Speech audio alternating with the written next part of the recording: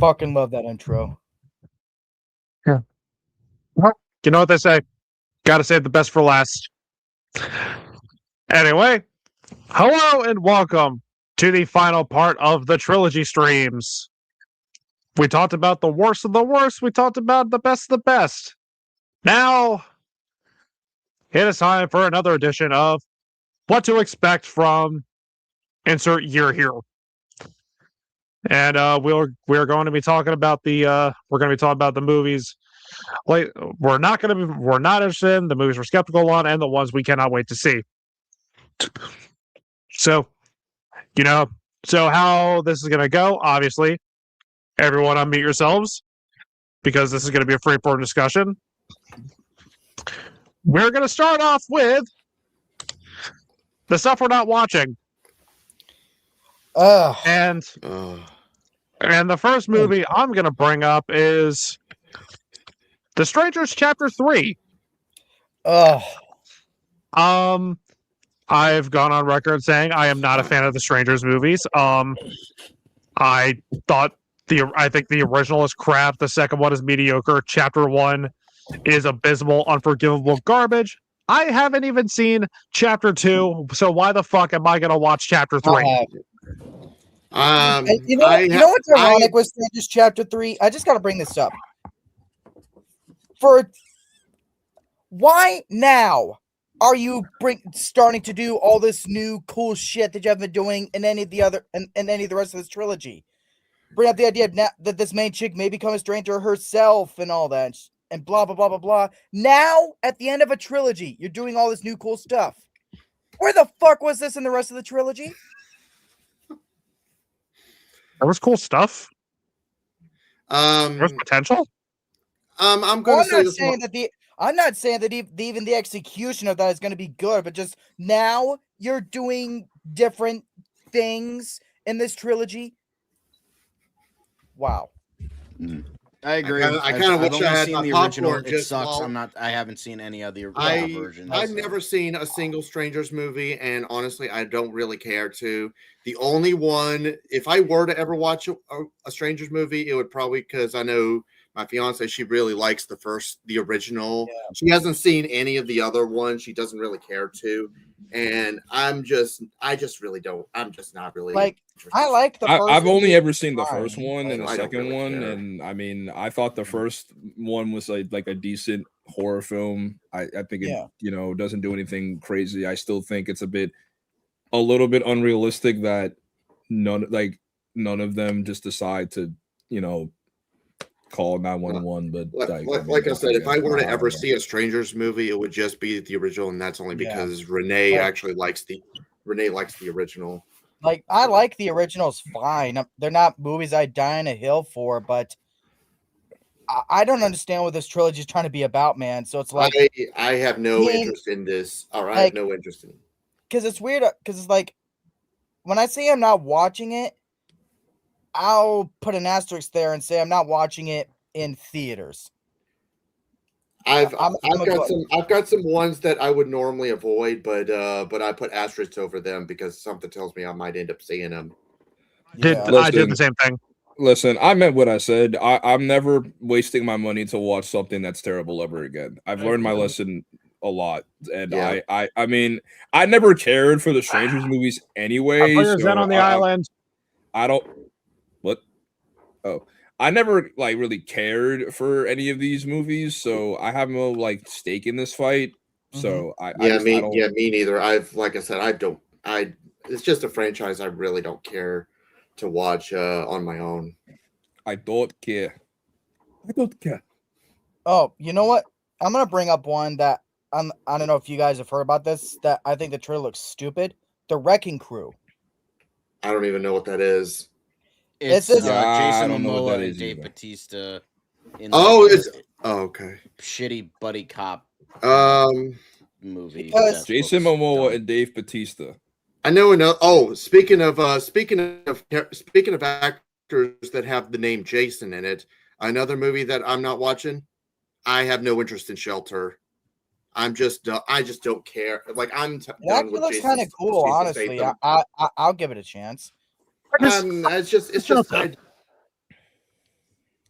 It's just that I just don't care because I didn't, It's I didn't like honestly, Beekeeper. I had no interest in Working Man. I heard that was really bad. I don't know. I'm just kind of burnt out. Oh, on is that the Jason Jason Statham movie? Yeah. because honestly, Like I'm gonna give it a shot, what's the plot now? Jason Statham is like an ex police officer. It's just called Shelter. Honestly, I'm gonna give it a chance. Police officer. Because movies like The Beekeeper and all that were more self-aware and corny. This one looks like it's trying to take itself seriously, put Jason Statham in a serious role. I'm interested to see if it'll work. I'll give it a shot. I didn't It's just kind I of didn't hate because I didn't hate Beekeeper. I didn't hate Working Man. I mean, they were fine. I mean, this just looks boring. Like I said, I just have no interest in Shelter. I mean, after all, freaking Jai Courtney found his footing with freaking Dangerous Animals. Maybe Jason Statham will find his footing here.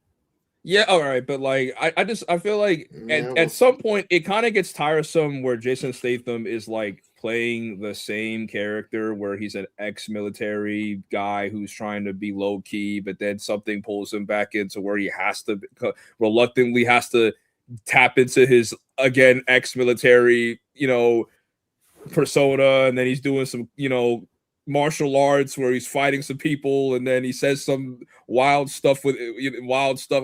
It's just the same thing. I'm not hating on Jason Statham. I love Jason Statham. He's an entertaining actor, but I mean, it gets tiresome after a while when you're playing the same character. Trust me. Yeah, everyone exactly.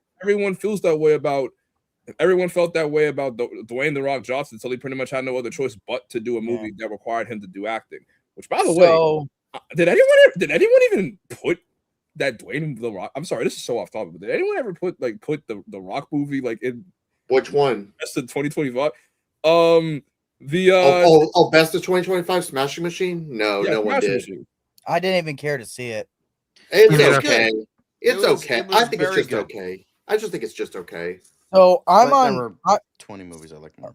So I'm just looking through the 26 movies by month on Wikipedia to see what I'm not interested in. I'll say this one for John, but I'll say that I'm also not watching Wuthering Heights or whatever. The trailer. I was actually going to ask John if he wants to bring that up because I know. Yeah, no, I'm not watching Wuthering Heights. That 18th century 50 Shades of Grey. 50 Shades of Grey. Thank you. Yes, exactly. I'm not watching that either. And my sister has pretty much told me, because she's actually read the book. She's like, yeah, this bitch doesn't understand the novel that she's, like making a movie about, and essentially just taking it for, it's just, not That's why, what it's supposed to be. It's just that's why I hated War of the Worlds last year. Yes, we know. It's you. Anyway, it's you. Yeah, Wuthering Heights. But the thing is, at least War of the Worlds was fun. This just looks like dog shit, and it's just like, Jacob Elordi, bro, you finally proved to me you could act.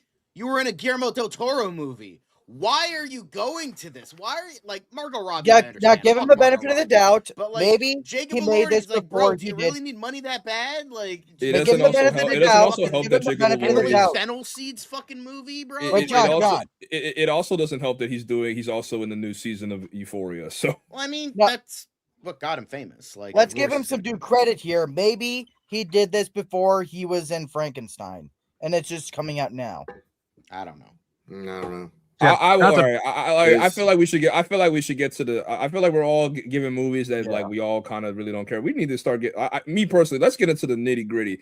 A movie that I honestly don't care about, that I'm definitely not seeing because I hated the first one. Freaking Mortal Kombat 2. I don't care. I'm not saying that either. I'm not seeing that movie. That's one I'm more.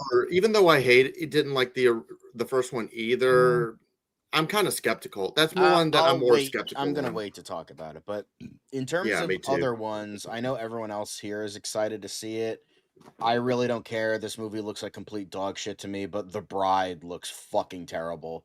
I don't care what anybody says. That movie looks like complete. Oh, it's like, hey guys, what if we took Guillermo del Toro's Frankenstein, but it was made by Jared Leto's Joker?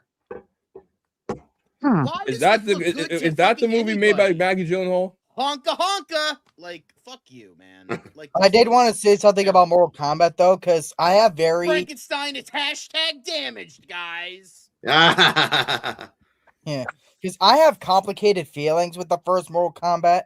I enjoy pretty much everything about it, except for the fact that they killed Goro before there's even the actual tournament. He's like my favorite character visually in Mortal Kombat, and you do him like that, you do know that he's hardly he's not even a playable character in the original games, right?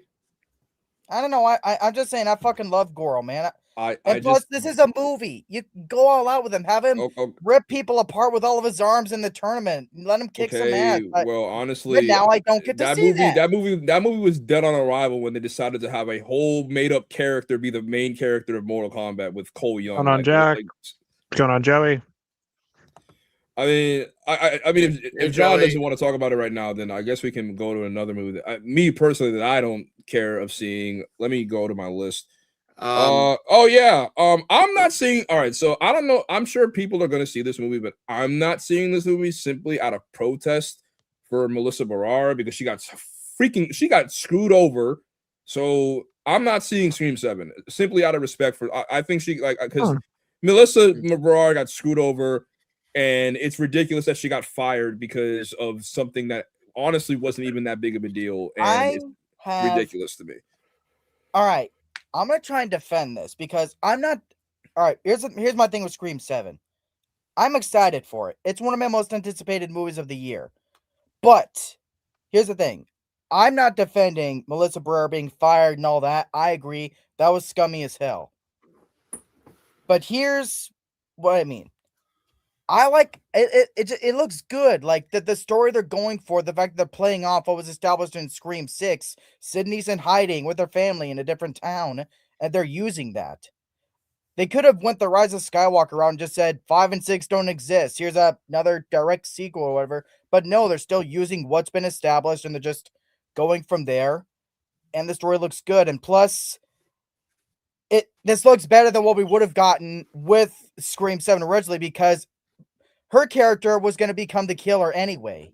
They were going to go Dexter meets Halloween Ends is what the director said they wanted it to be. So I'm not saying that it was worth Melissa Barrera getting fired, but you get what I mean. I do have that. I have that one under skeptical because look,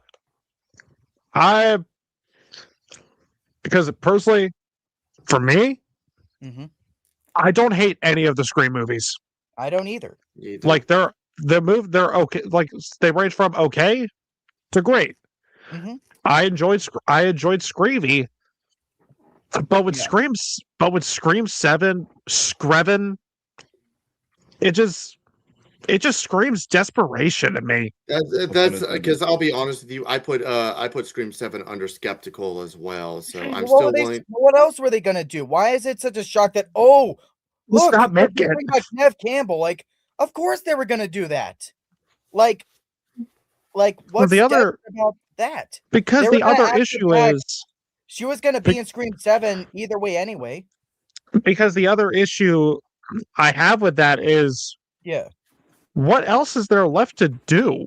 Exactly. They've already tackled everything. Like why are we getting a seventh Scream movie? That's why I'm not excited for it. That's why I'm not watching it either. To be fair, I put the Scream franchise in the pit of empty souls. So there's it's gonna be about here's the thing. And I'm sure Mark is boycotting Scream as well. Wasn't Scream 4 centered around Sydney though? Like wasn't Sydney like the main I know Scream 5 as well, but main person. Yeah. Now here's the thing. I'm not bashing anyone's opinion. If you're skeptical, you don't want to see it. I get it because there's a lot of shady stuff that's been going on with trying to make this movie. Because like I said, I don't defend the scummy stuff either. But here's the thing. Like you're saying what's it going to be about and all that. Now, granted, I do blame the trailer for not kind of bringing this to the forefront, but it's going to be about AI. The killer is going to be using some kind of technology to sound like the voices of people from Sydney's past, whether it's killers she's defeated or people she's lost. Like in the trailer, that line, "All your friends died just from being around you," that was Dewey's voice. What? I just think it's lazy to constantly like it really we didn't need to have a 7th movie. Yeah, Like how like it kind of gets a little bit tedious when the same thing happens where a regular normal human guy or a woman or multiple dressed in a stupid freaking costume with nothing but a knife and they somehow don't die. Yeah. And people don't think to themselves, maybe I should get a gun and shoot them in the head. Instead they of already being point that out in the trailer, like make sure you shoot him in the head. like So, and then what pisses me off even more about these movies is just the fact that like they waste time by literally announcing to them that they're right behind them with a gun instead of just shooting them. Again, I know movie logic, they have to make But the here movie. I do but I have to admit, did you guys see the new commercial they put out the other day where it's like, I've been planning this for a long time. Your daughter's the same age you were when this all started. It's either Stu or someone related to Stu. Or at the very least someone from Sydney's past. I listen, I don't care. I'll just Could it be her boyfriend from Scream 2 or something? He's dead. Are we ready exactly. Yeah. But yeah, like could it be desperate? Sure, but as what we're getting from the trailers, it looks good, so I'm gonna give it a chance. And another knock yourself out. I just thought of another. Oh, sorry. What do you got? What do you got, Rob? One that I was when I first heard about it, I was going to originally say like, yeah, I'll give it a fair shot because I remember reading the book and all. But then when I saw the trailer, I'm like, yeah, fuck that. Animal Farm. What are they doing? I have no idea. And the thing is that this is directed by Andy Serkis. To be fair, that he hasn't made a good movie since Mowgli. I think he was a one-hit wonder. I can't imagine Hunt for Gollum is going to be any good. Like, that shit's going to be dog shit. Because here's the thing. Just hearing the name Andy Serkis alone, originally had this on my most anticipated of the year, but I took that the fuck off of my list after seeing that trailer. That's exactly what it was. Like I said, I actually had to read the book. I think I was like in high school or something. That was one of the books I had to read. And the moment I saw the trailer, I'm like, yeah, fuck this. Like, talk about, like, because I didn't read the book, but I saw, like, the movie for the 50s. The one movie for the 50s. I saw that, too. Damn good. Like, it's a cautionary tale about the dangers of communism and dictatorship. Thank you. And Andy Serkis and Angel Studios took this cautionary tale and turned it into a stupid kids movie with Seth Rogen as Napoleon. Studios had nothing to do with the production of it. They're just the distributor. They just bought the rights. That's all. Now, granted. Thank you for clarifying. All right, granted, my problem wasn't so much the casting. Like, I was thinking maybe the cast could pull this off, but even then, just hearing the acting in the trailer just feels like they're half awake. Even Seth Rogen's it's just like, all right, I'll give you a couple laps over for recording. All right, fine. Hey, want to get high, man?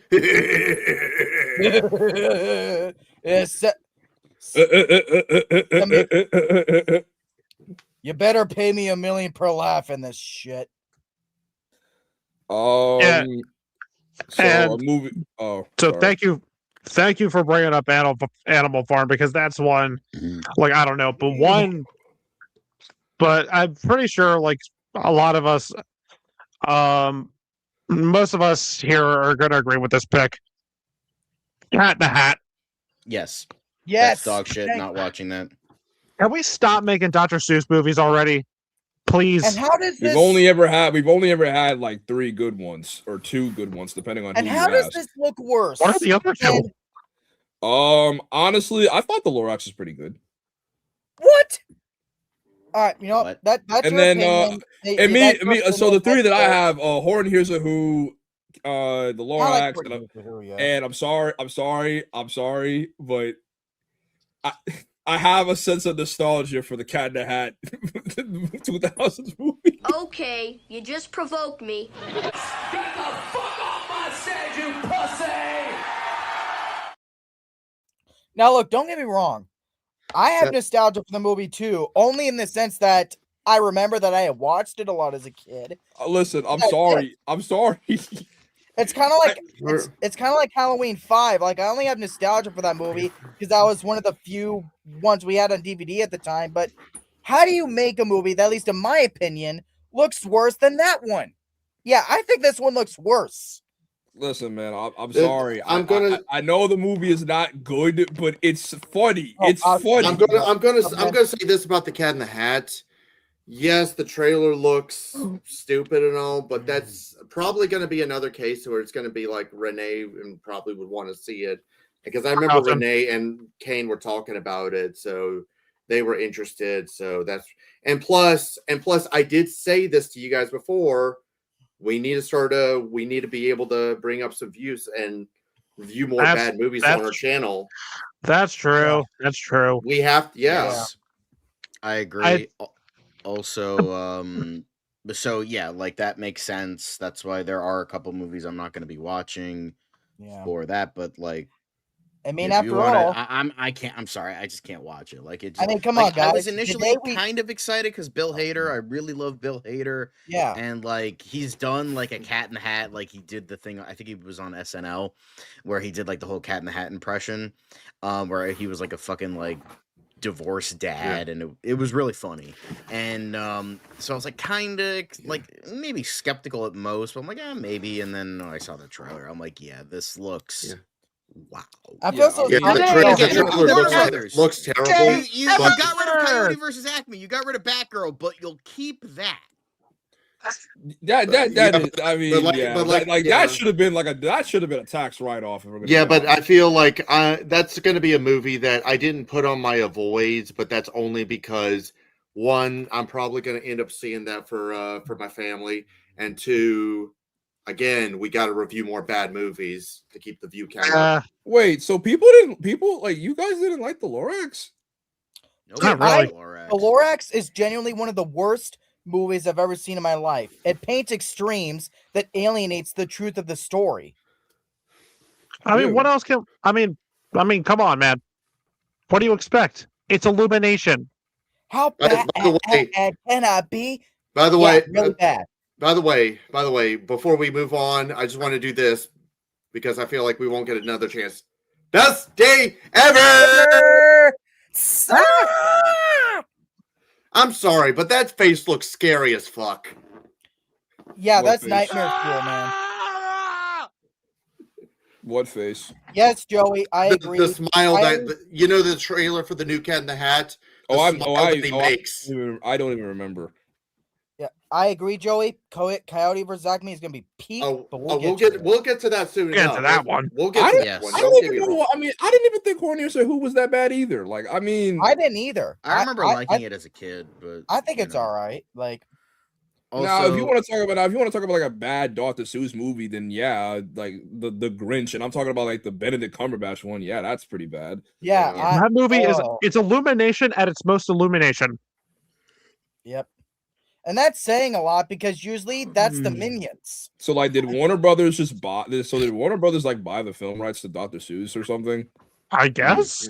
I don't know. For a long time they were with Universal. Yeah.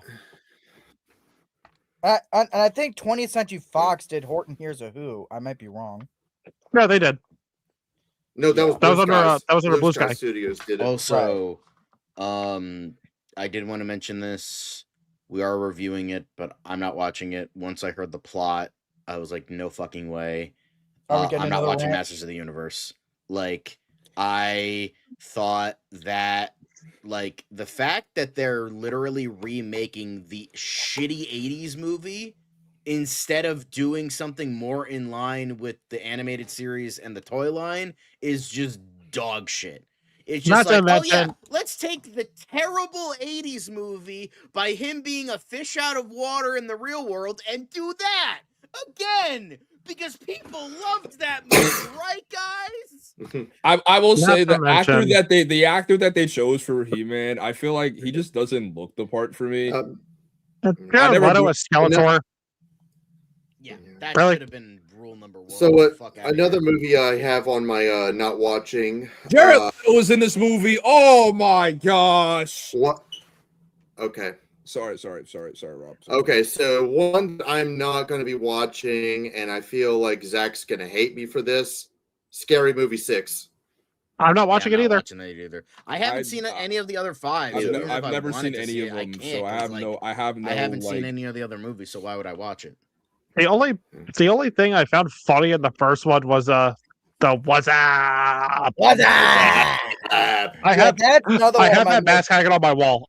I will admit I do have the smooth masks. Not, like, That's when it one of my comes most- when I'll just, I'll save it for ones I'll talk about for ones I'm excited for. But I'll just say I have a lot of hope for it, but I'll Yeah. get to it later. when it comes to like spoof movies, the only one that I saw that I actually liked was superhero movie. You need to watch more spoof movies, dude. because Naked that's, Gun. like Frankenstein. Naked Gun, Gun. Airplane, Weird, the Al Yankovic story, Spaceballs. Walk Hard, the Dewey Cox Spaceballs. story, Spaceballs, Blazing Saddles. You need to watch more parody movies, dude. Hell, the original Scary Movie also. I know everyone else isn't a fan of it, but I'd recommend it. It's a comedy. And classic. another one. Weird, the Al Yankovic story. I Yes. mentioned that. I already talked. I mean, Oh, if we're I didn't gonna hear talk that. about like movies that I know Zach is gonna want to see that I'm definitely not fucking seeing, and I'm not ashamed of this shit. I'm not seeing Toy Story 5. Fuck that movie. I'm We'll not get seeing into that either. later. Oh, I'm not. okay. I'm No, I sorry. get I'm it, not man. seeing that. We'll I get to get that it. Also, later, yeah. that actually brings up the last 3 movies that I can think of, at least the ones that I have written down. A trifecta of Disney is I'm not watching Toy Story 5. Sorry, Zach. I'm not watching Mandalorian and Grogu, and I'm not watching Avengers Doomsday. Not seeing 3 of those. I have Mandalorian no I'm surprised you interest didn't in say any of Moana those. or Hoppers. I don't care. I don't like most Marvel movies. I don't like Star Wars anymore, and Toy Story ended after 3. So I'm You don't need to be mad about Toy Story because I get it. You didn't Should like have ended 4, after it 3. just wasn't for you. So And and I'll get into why I'm I mean, excited I'll for get it, to but- I'll get to Toy Story 5 a little bit later. I will too. I do agree. I'm not watching Mandalorian and Grogu because Same here. I'm done with Star Wars Me 2. too. You know what I'm I don't care about Star here's Wars. the thing. I only have this on my most anticipated of the year just because you know what? It'll be cool to see something Star Wars on the big screen again. I like taking my nephew to see Star Wars stuff because that's what his dad would have done. Because me and my brother, Star Wars is something we really connected with. So that's something I want to keep going on and pass it on to That's my fair. nephew. That's fair. So- Okay. Sure. I get that. So, and plus, but I will say I do have concerns because didn't they say that this was the plot of this is pretty much what would have been season 4, but now they're just doing a movie? No, actually, from what I heard, now I don't know what reports are dated. I don't know, but I do read a lot about this stuff.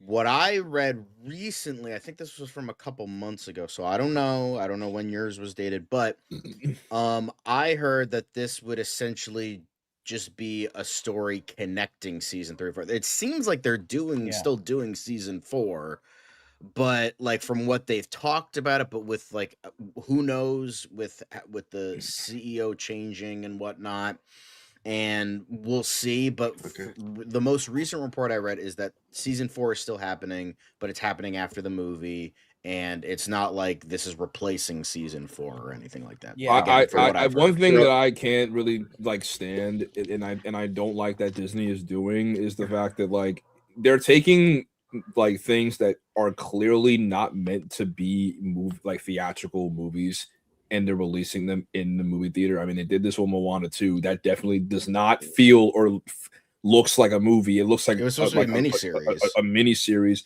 and they're doing the same thing with Mandalorian and Grogu. Like I'm watching the trailer in the theater, and I'm like, this doesn't really feel like a movie. This if anything, this feels like a TV movie that just so happens to be released in theaters. Like the Clone Wars movie. It's just episodes put Yeah. together.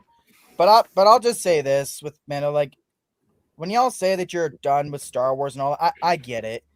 I'm You know, not done with at that Star Wars. point- I'm just I'm not done with Star Wars. I will listen as much as I don't like as much as it's unfortunate that Kathleen Kennedy, with Kathleen Kennedy stepping down, listen, I don't like her for simply the fact that like she just kind of didn't have a direction for any of the Star Wars products that we gotten. I'm not gonna blame everything on her because we have to put responsibility on the creators and the showrunners who made said show. She definitely deserves some blame, but I'm not going to put everything on her. I'm not going to be unrealistic and say that she, ruined everything.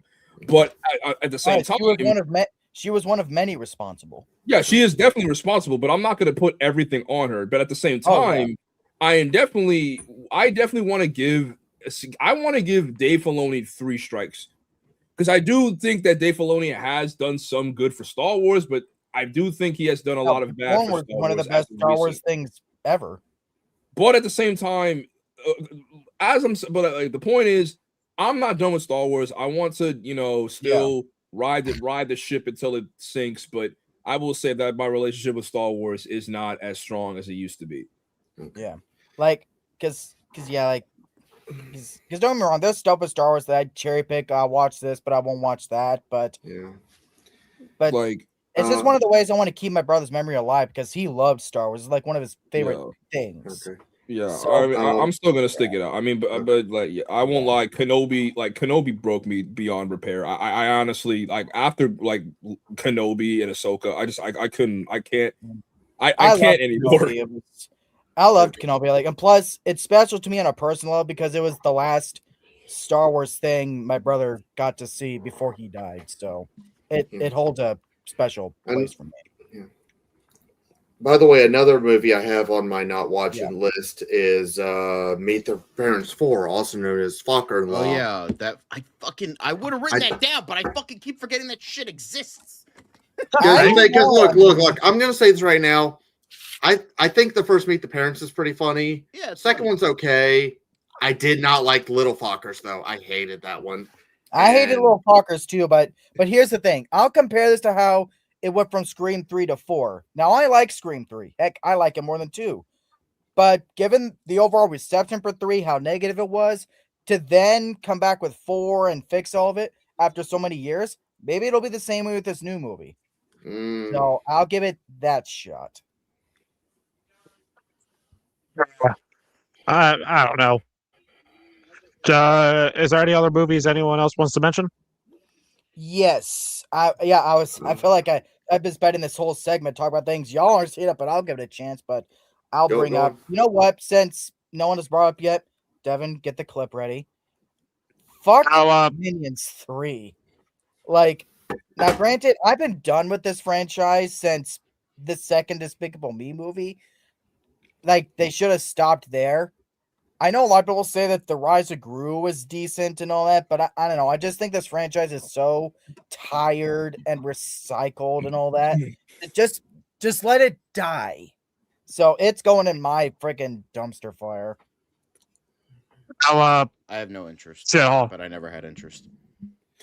I mean, I do think I will say I kind of I thought I liked the first one, Despicable Me. Second movie, I honestly thought second one was pretty good, but again, I was a kid, so third Despicable Me, I was like, okay, all right. Gru has a twin brother that he doesn't know about. Okay, I think that we're jumping the shark, but with him being a good guy and all that, you go against the very title, Despicable Me. It's more about the Minions now at this point. That's what people go to see these fucking things for. All right, but Rob, what were you saying? All right. The Minions 3, that's probably going to be one that I had that I might end up watching because, Kane, he grew up with these movies, If it's something that he wants to see, then I'll take it. I'll bite the bullet. I mean, I sat through Despicable Me 4. So, if I'm willing to break my boycott vow, I'll do it for the ones I love. So, I totally agree with Minions 3. But Zach, what were you saying? Where is this franchise going? It's going in my raging dumpster fire. Now we're going to die.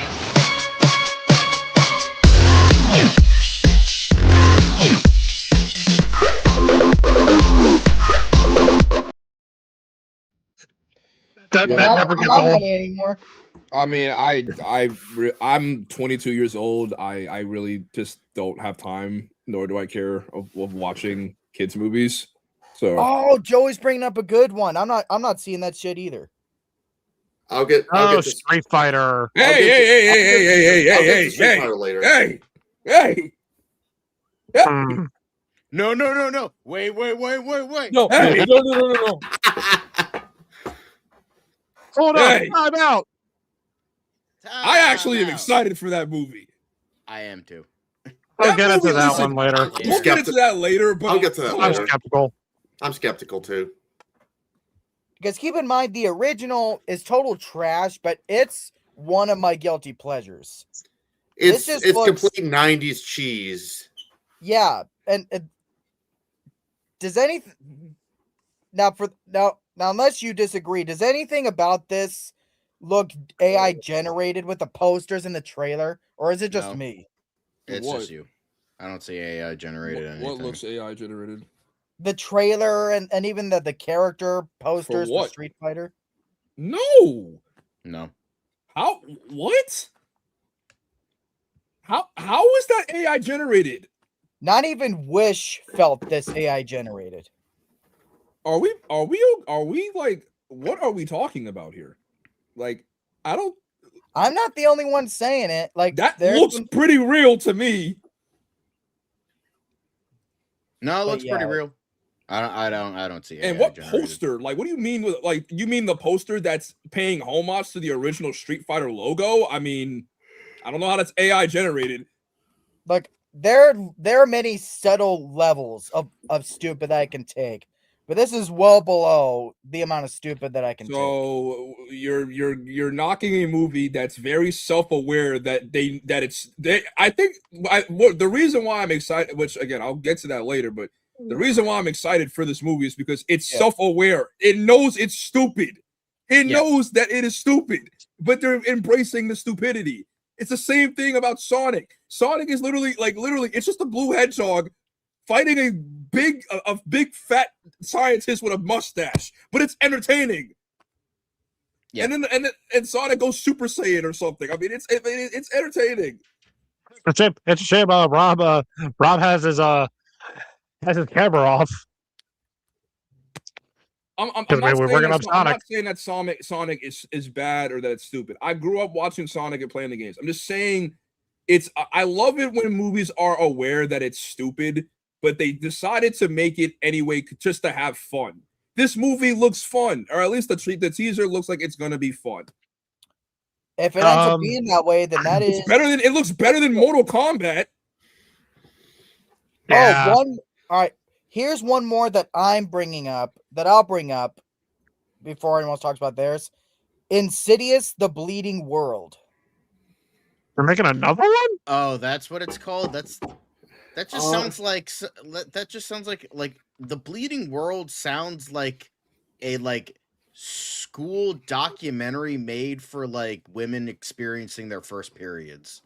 That's what that sounds like. In terms of those Insidious movies, I've only seen When a girl becomes a woman, the Bleeding World. What the fuck? But dude, because don't get me wrong, I adore Lynn Shay. She enjoys making these movies. All the power in the world to her. She loves this franchise. She loves this character. I think it's cool she's coming back to make another one. But I'm just so sick of these movies. I've only liked the first 3. I haven't liked anything past the 3rd one. Like the 4th one had a cool idea, the last key, it does all that shit. But even then, that was wasted potential. The 5th one brought back the family for the first 2 films just to recycle the same shit that they already did in those 2 movies. Even the same villain, the Darth Maul looking motherfucker. So there was nothing new. So just stop. In terms of the Insidious movies, the only ones I've seen was the first one, and I did end up seeing The Last Key, but that's only because a friend of mine really wanted to see it. So, but I've only seen the first one. I give Honestly, it to the first I 3. I don't watch horror movies, and I thought that the last Conjuring. Oh, I said, you see, I think they're the same movie at this point. Conjuring, Insidious, Well, they both have Patrick what is it, Patrick Wilson? Yeah, Yeah, Patrick. Patrick Wilson. Oh, Yeah. you see, so that's why, because I'm thinking it's the same movie. And hell, that makes the last movie even worse because he was in a Ghost video. Like Ghost made a song for this movie. He was a that singer song- in it. Oh, Much like- Ghost's cover of "Stay" with Patrick Wilson singing was fucking incredible. That man can sing his ass off. That was the only good thing in it. Much like how you'd agree, Devin, that the only good thing about Halloween Kills for you was Hunter's Moon. It's one of the only good things in that movie. But one more I'm gonna bring up, and I'm sure Rob will agree with this one. Zach, I'm not sure. The live action Moana. I'll say this. All right, I have something I want to say. That's probably going to be another one I put like an asterisk over because I don't know, just something tells me that might be something that Renee and Kay might want to see. Because I mean, I said the same thing for Lilo and Stitch, and I end up seeing that anyway for them. Now I'll say this.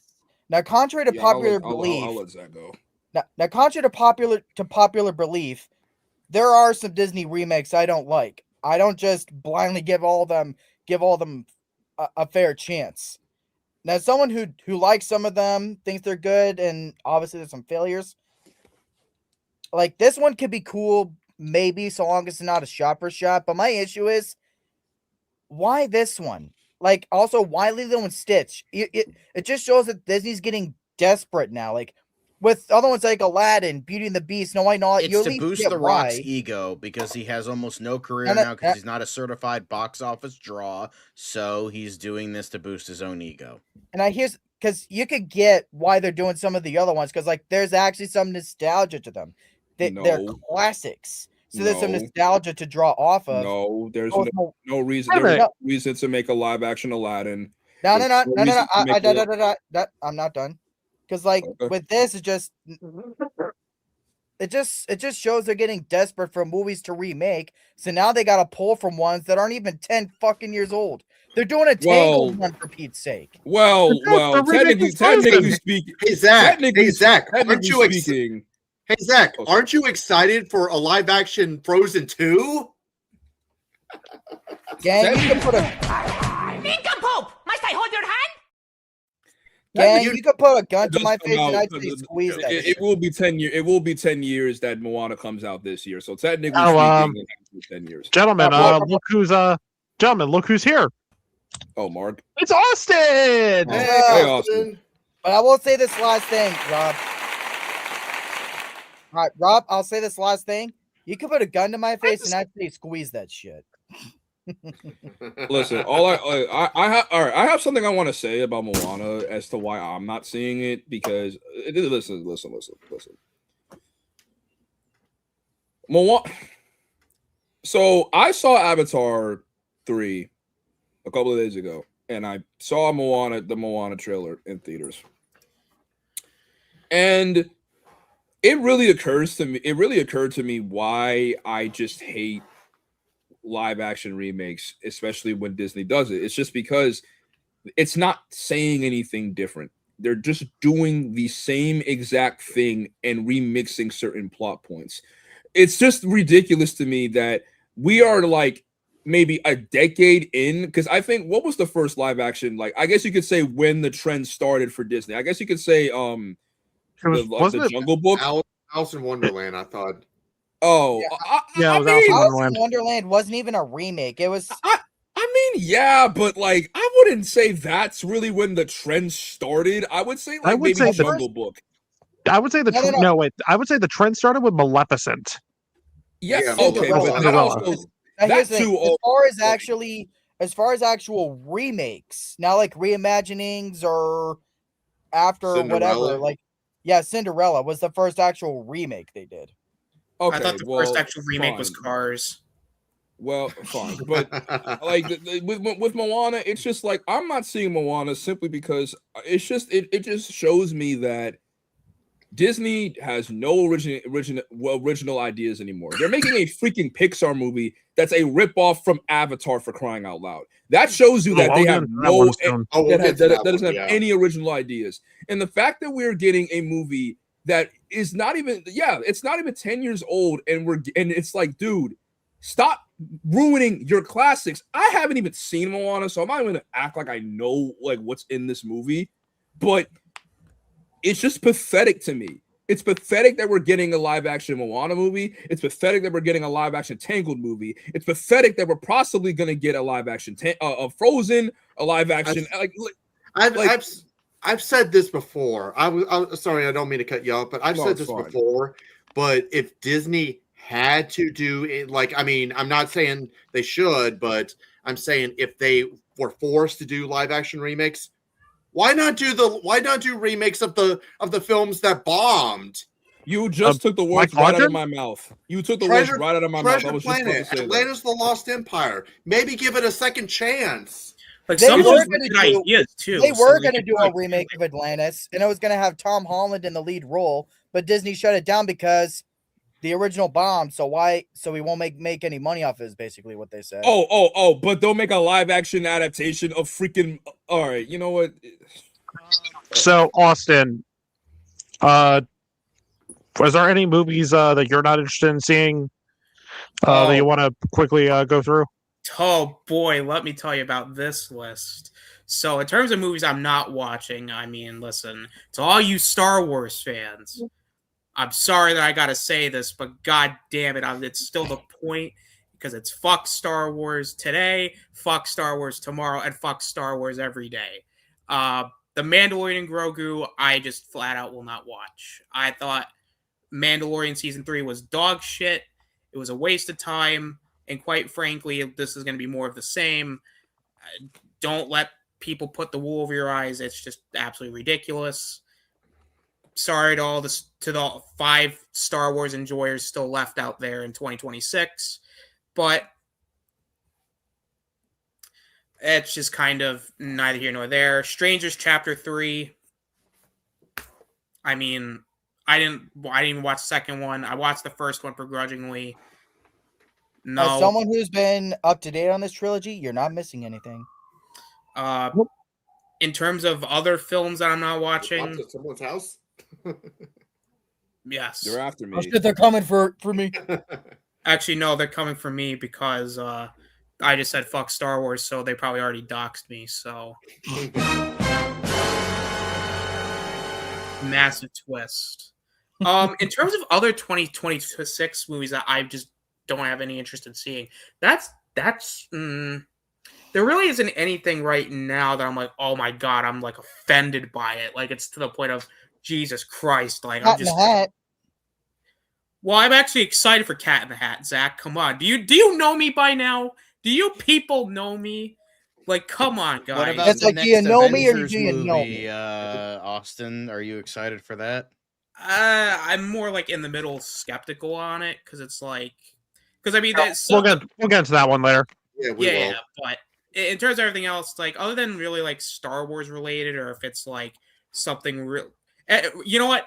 Anything Blumhouse related, I'm just no, because once again, it's fuck Blumhouse today, fuck Blumhouse tomorrow, fuck Blumhouse the entirety of the week, because they piss me off. Nah, I'm with Devin. Like for every bad one, they usually pull out a win every now and then. So yeah. I mean, I love 25 though. But so is everybody ready for the next category? Yes. Yeah, so. honestly. All right, so we made 50 minutes. I talk about all the stuff we're not watching, but now it's time for skeptical. Yep. And all right, so let's see. So one I'm gonna bring up, and it's one that was already, and it was one of the ones that was already mentioned, and that is Toy Story 5. Ooh, oh, you know what? That I should have put that and refused to watch. I forgot Toy about Story. that. I'm going to say this right now. Both Toy Story 5 and Hoppers, I'm skeptical, but willing to give it a shot. I'm willing to give them a chance because everyone knows the first 3 Toy Story movies are bona fide classics. One of the greatest. If you just count the first three, it's one of the greatest trilogies of all time. Absolutely. Yeah, well, unfortunately, Yeah. it's not a trilogy. It's going to be a quintilogy or whatever you want to call it. That's I why didn't I'm hate- saying if you only count the first three. I didn't hate the fourth one. It just had no reason to exist. Exactly. And No, I hated it. I hated the Suit. I hated the fourth one. But I'm curious about what they're gonna do. Like Hoppers, the trailers look stupid, but Pixar has surprised me in the past. I thought like, I mean, because there were certain movies I thought were gonna be bad, but that I ended up loving. Like I'll say this right now. I'll say this right now because a year ago I had pretty much said the same thing for Thunderbolts, that I was skeptical because it just looked like Died Suicide Squad. So And it had a who knows if this if this will be Diet Avatar. Yeah. Sorry. And plus, Thunderbolts It had a literally great just message looked about like it's mental going health. to be the Avatar, but with animals. Yeah, and plus, Thunderbolts did have a great message about mental health. But I'm It came saying, out- Zach. I'm saying before the movie came out. Yeah. That's what I'm saying. Like, it ended up Hoppers being. hasn't come out yet, so I who have knows? no hope for Hoppers. Like, they just put out a minute-long sneak peek, and it was just the trailers we've already seen condensed. There's no new insight, like no new info. It's what we already know, but just another minute-long preview. But yeah, I'm gonna save my thoughts on Toy Story 5 for most anticipated, so that way I can bring up ones I'm actually skeptical on. But The thing is, with, I'm not seeing Toy Story 5 for the same reason. Well, unfortunately, I can't really say that because I did see Toy Story 4, but I'm not seeing Toy Story 5 because I just don't care. And the fact of the matter is that it's a movie that doesn't even have the balls to stick to what they did in the fourth one, which was having Woody leave the gang. Now they did, because like the fact that they're making a fifth one just for Woody to come back just shows that they don't have any balls. Like, it just makes the fourth one even more pointless. Because what's the point now? What's the point? You know, what is the point? The thing is with Toy Story 5 for me, it's like, because after 3 I was like, I kind of lost interest in what they were doing, and then after 4 I'm like, nah, I just don't like. I like the ideas that they're presenting with the whole like technology versus toy thing, but it's not enough to make me go, wow, I gotta watch this movie. Here's what a very good friend of mine said, hell, that idea is what Toy Story 4 should have been. And Toy Story 5, the trailer, all it was this.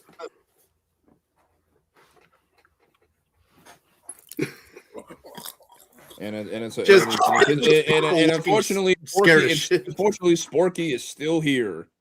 Yay! Hey, Forky was a funny character. Come on. No, he wasn't. He was not funny. He was annoying. And honestly, I don't understand how he even is allowed to be alive. That's not how making a toy works. So for you, he's literally trash. I'm trash. Okay, you know what I mean. No, I get it. I get it. Woody, I know what your problem is. You do? You're just like me. Trash. Like Sporky being able to be alive. Like that's not how toys work. That's not how you can't just make something and automatically call it a toy and it becomes alive. That's not how it works. I don't know. I like the idea, but much like everything else I love about Toy Story 4, it shows that the franchise had the balls to change and evolve its ideas and characters. What do you want? Just literally the same thing every day? Hey, say what you want about Woody leaving at the end. If he had just went with Buzz and all that again, it would have went to the status quo and it would have felt episodic. Gee, how about this? Don't make a fourth and fifth one. It was the perfect. They should have ended it how they ended it. Like how was the third one? It should have just stayed way that it was. We didn't need to have a fourth one just to have a personal story with Woody and then have everybody else in the goddamn movie basically be jack all because they did nothing with those characters. They made Buzz an idiot. They did nothing with Jesse. Bo Peep is annoying. That don't even get me started with freaking Bonnie. Like and now you're telling me that, which again, I don't have a problem with Jesse being the focus of the fifth one, but like, what more can you really do with her character that hasn't already been done before? I mean, we have the second Toy Story movie was kind of what I want to say, but But Like Jesse I'll was kind of the save- main focus of the second one, outside of Woody. I have a lot I want to say about Toy Story 5, but I'm going to save it for our most anticipated. So, yeah. Okay. You know what? Speaking of Anything skeptical, I don't know if anybody is actually going to see this movie. Maybe Rob will see it. Mortal Kombat 2, because it at least has some potential to be okay. Maybe. But I'll see it. I thought you weren't seeing Mortal Kombat 2. No, Oh. that's why I didn't get to finish my thoughts on it, because I was saying that with the first one, I have very complicated feelings about it, because there's a lot about it that I do enjoy. But like I said, like, because you took my favorite character and killed him off before even able to put him in an environment where the tournament actually starts. You robbed me of a chance to actually see Goro kick some ass, rip people apart with all his arms and all that. Like, go all out with with what you could do with him in a movie. But now I won't get to see that. But I'll still see this one. It looks. I'm gonna give it a chance. This is one that Mortal Kombat 2 is one that I am skeptical, but willing to give a fair shot. Yes, I didn't like the first one. I will admit that. But you know what? The trailer did look cool. It looked like there was a less cool young in it. Who knows? yeah, And plus, they do have my boy Noob Saibot. yep. Noob Saibot is the true GOAT. All you have to do is spam tackle with them, and you'll be fine. I remember 1A. thing is that I remember playing Mortal Kombat 9, and there was an easy move where you just hit up and down kind of thing, and you just keep jumping through a portal and grabbing them. I kept spamming that for my friend when I was playing against my friends. Dude, he's so cool. That's why I'm giving it a chance, because Noob Saibot's going to be in it. Otherwise, Noob Saibot. And plus, Carl Urban's is a good casting choice for what's his name. I'm sorry, I usually remember his name, but Johnny Cage. I don't know Johnny about Cage. all that. I don't know about all that. he looks the part. I mean, I've seen what he looks like in the games and all that. Because one of my best friends is a big Mortal Kombat fan, so yep. Just as long as you get to see Carl Urban do his nut punch move. I know this is kind of like a bit shallow, but if this movie was made like maybe like 10 or 15 years ago, Nathan Fillion would have been perfect, in my opinion. But and plus, I don't know about y'all, but I actually genuinely like the original Mortal Kombat movie. It has no gore, it's PG-13, but it's a fun movie, I think. Yeah, it's pretty good. I do too. Yeah. Hang on, I'm going through a list. Nice one. Movies. That's how I feel about Mortal Kombat 2. That's how I feel. Pretty much. Whiplash. Another one I'm kind of skeptical about. I'm kind of surprised that Jay did not put this on his not watching list. Disney's new animated film Hexed. I didn't even know that was coming out. What That's a thing. What is that? It's supposed to be like Disney Animation's new animated film. It's supposed to come out like in November. What the hell? Hold on. Hexed? I've heard of the name, but there's no I mean, Rob, I appreciate that you thought of me when it came to this stuff, but you think I pay attention to shit that Disney is making? Like, I appreciate the thought, but I didn't even know this was being made. I don't know. Maybe you do. Dude, you think, bro, I hate Disney that much, but I hate Disney, but I don't hate Disney that much that I care about what they're making. That I sit up at night thinking, but that's supposed to be the animated movie that's supposed to come out like around Thanksgiving. You know, they've done that so many years. Oh, you know what I'm skeptical about? I actually don't know if I'm gonna get fired this, because I don't know what y'all think about the first one or the sequel, but I'm skeptical about Ready or Not, Here I Come. I need to see the first. I need to see the first one because I haven't even seen it. So because don't get me wrong, Elijah Wood is hamming it up in the trailer, and he looks really fun, but I'm worried that the story could be repetitive.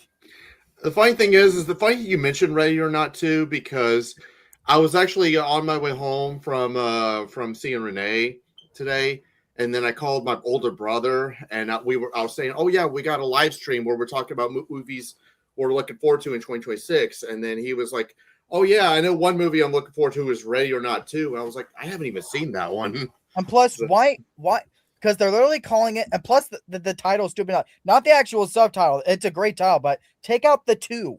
Then it's a perfect title. Ready or Not, Here I Come. That's great. I don't know. I do Why do you mean, need the 2? I agree. I would agree. I'm kind of skeptical about that too. I like the first one, but I don't know. I don't know why it took so long for the sequel to come out. Same reason why it takes 10 billion years for a new season of a show to come out. Blame Scream 6, if you want to. Mm-hmm. No, literally. I mean, literally. is there anything else that's like, you know, I guess you can say that's minor, that's skeptical before we kind of get to the big one? I'm skeptical about the Super Mario Galaxy movie. I am too. The first Super Mario was fine, but Like, meh. it's fine. Like, because don't get me wrong, it looks cool. Like, it looks gorgeous, and the designs look accurate, and unless I'm missing anything, it's faithful to the lore, so it has all that down, so that's great. But the casting is the big thing for me. The only one who actually felt like they were giving a performance and not just saying the lines in the regular voices was Jack Black. And you're spending half of the trailer for your Super Mario Galaxy movie on little mini Bowser showing off trash paintings. Because it's a teaser.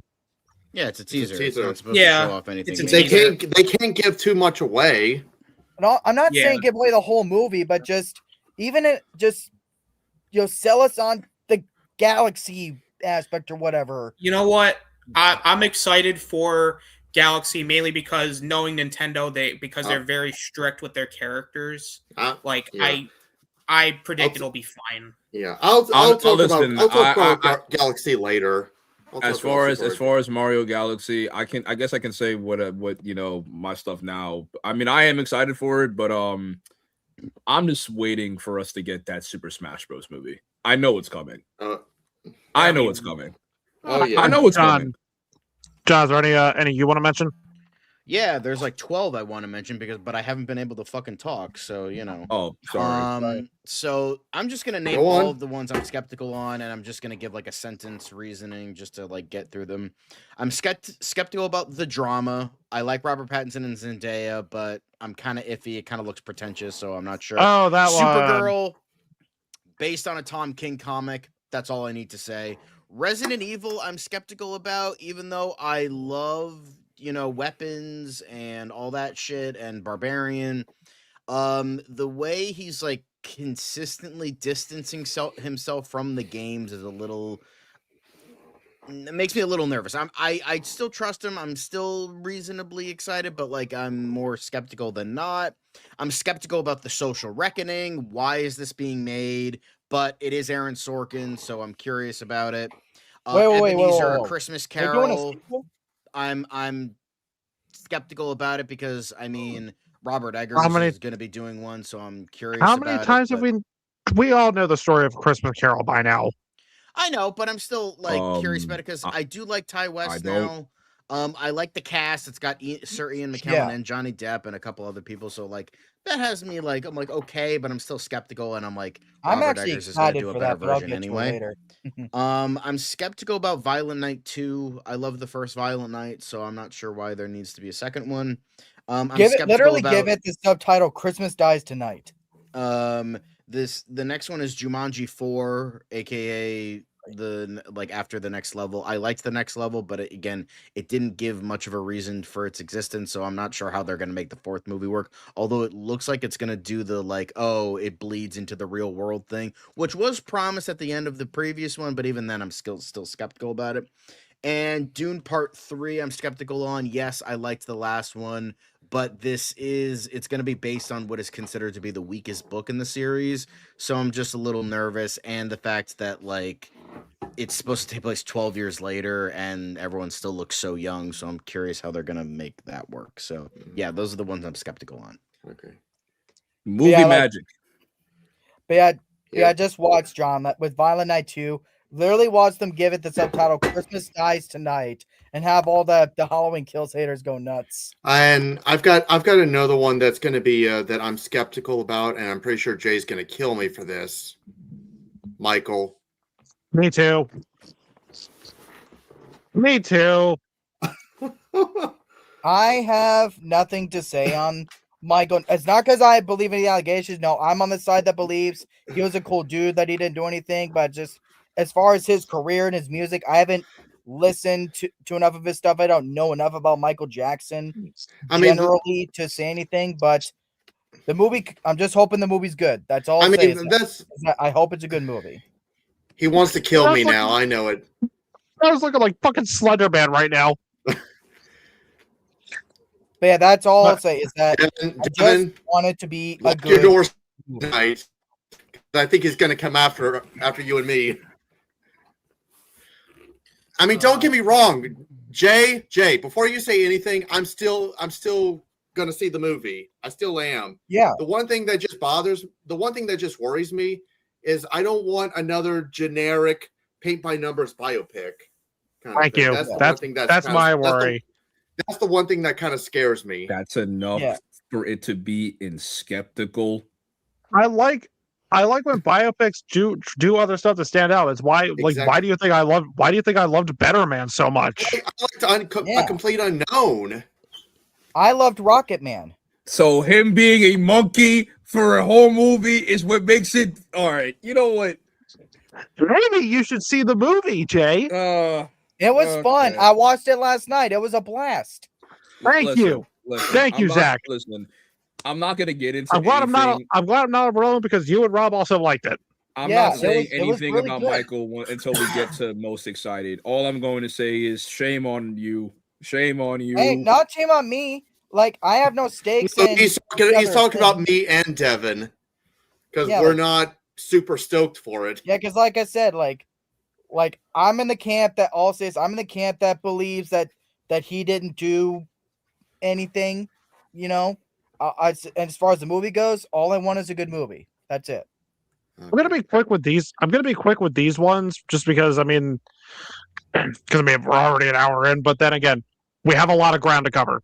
Yeah. So one, and again, Zach might be mad. Terrifier 4. No. Oh, I forgot that was coming out. Because my history with Art the Clown is interesting. I don't like All Hallows Eve. I think the first Terrifier is fucking garbage. Mm-hmm. But I liked 2 and 3. So the fourth one could go either way.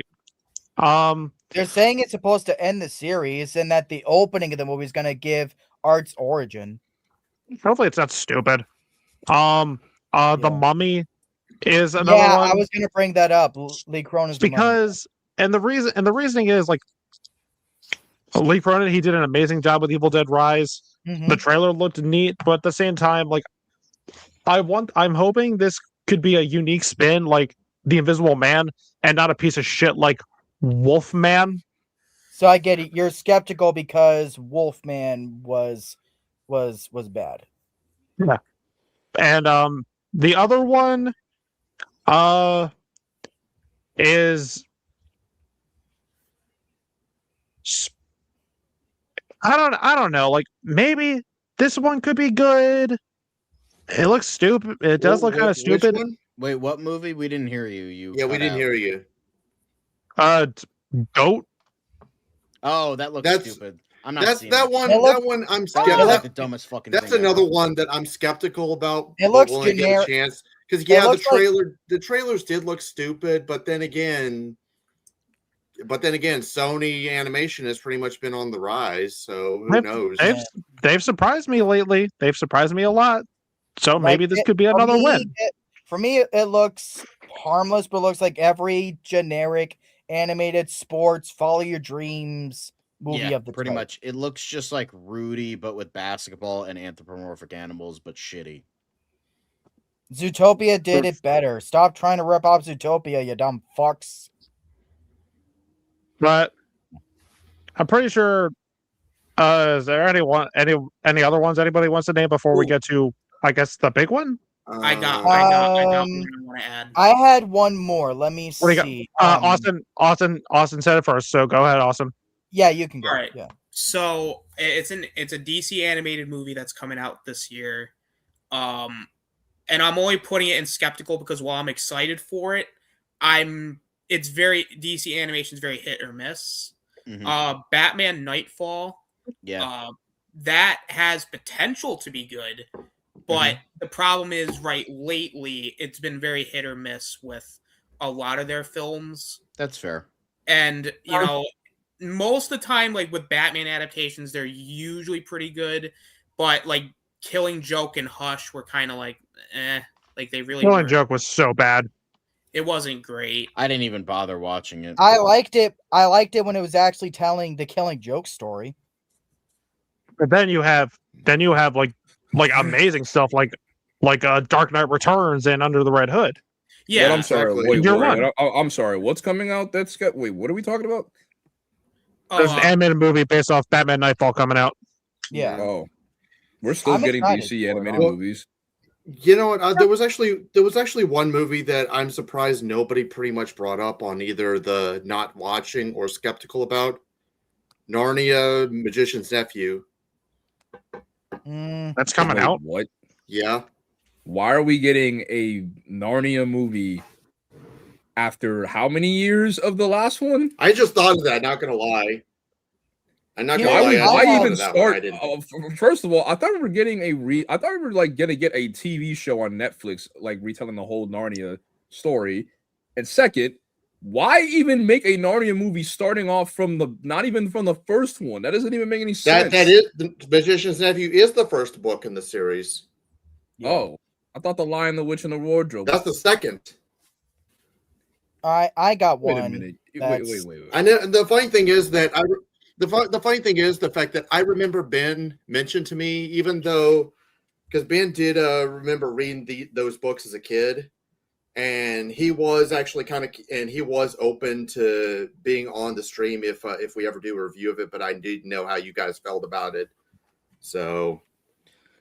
I got The Magician's Nephew is the first book of the series, yet we don't Yeah. follow Edmund, Susan, Lucy, or Peter until the second book. That doesn't So Magician's Nephew is like a prequel, and it's going to be directed by Greta Gerwig. So it's going to be dog shit. Yep. I'm not saying. I got one last one before we get to the big one. Now, this might only be my opinion. Y'all could be excited for. I don't know, but Spider-Man: Brand New Day. Yeah, I'm skeptical about that one too. Because here's the thing, Listen, It's 'cause for Spider-Man. because here's the thing, on a casting level, love Tom Holland as Spider-Man. I have liked Homecoming. 25% liked Far From Home. Loved No Way Home. So with this one, I'm worried that they're gonna get desperate and just try to make it another multiverse story and all. I want it to be street level. A street level. You do know who Spider-Man is fighting in this movie, right? That's another thing, because like we're 6 months away and we don't even know what the plot of the movie is going to be. We know a lot of the casting. We know Punisher's if going you to see be in the it, leaked trailer. and plus, with all the reshuffling of what Avengers 5 and 6 are going to be, and the fact that Spider-Man was always going to be mixed up with it, I'm worried that the mix up with Avengers, Doomsday, and Secret Wars is going to lead to another reshot microwaved movie, like how a lot of people thought Brave New World was, with all the reshoots making it this big mess and all that cobbled together. Fair. I mean, I'm not skeptical. I listen.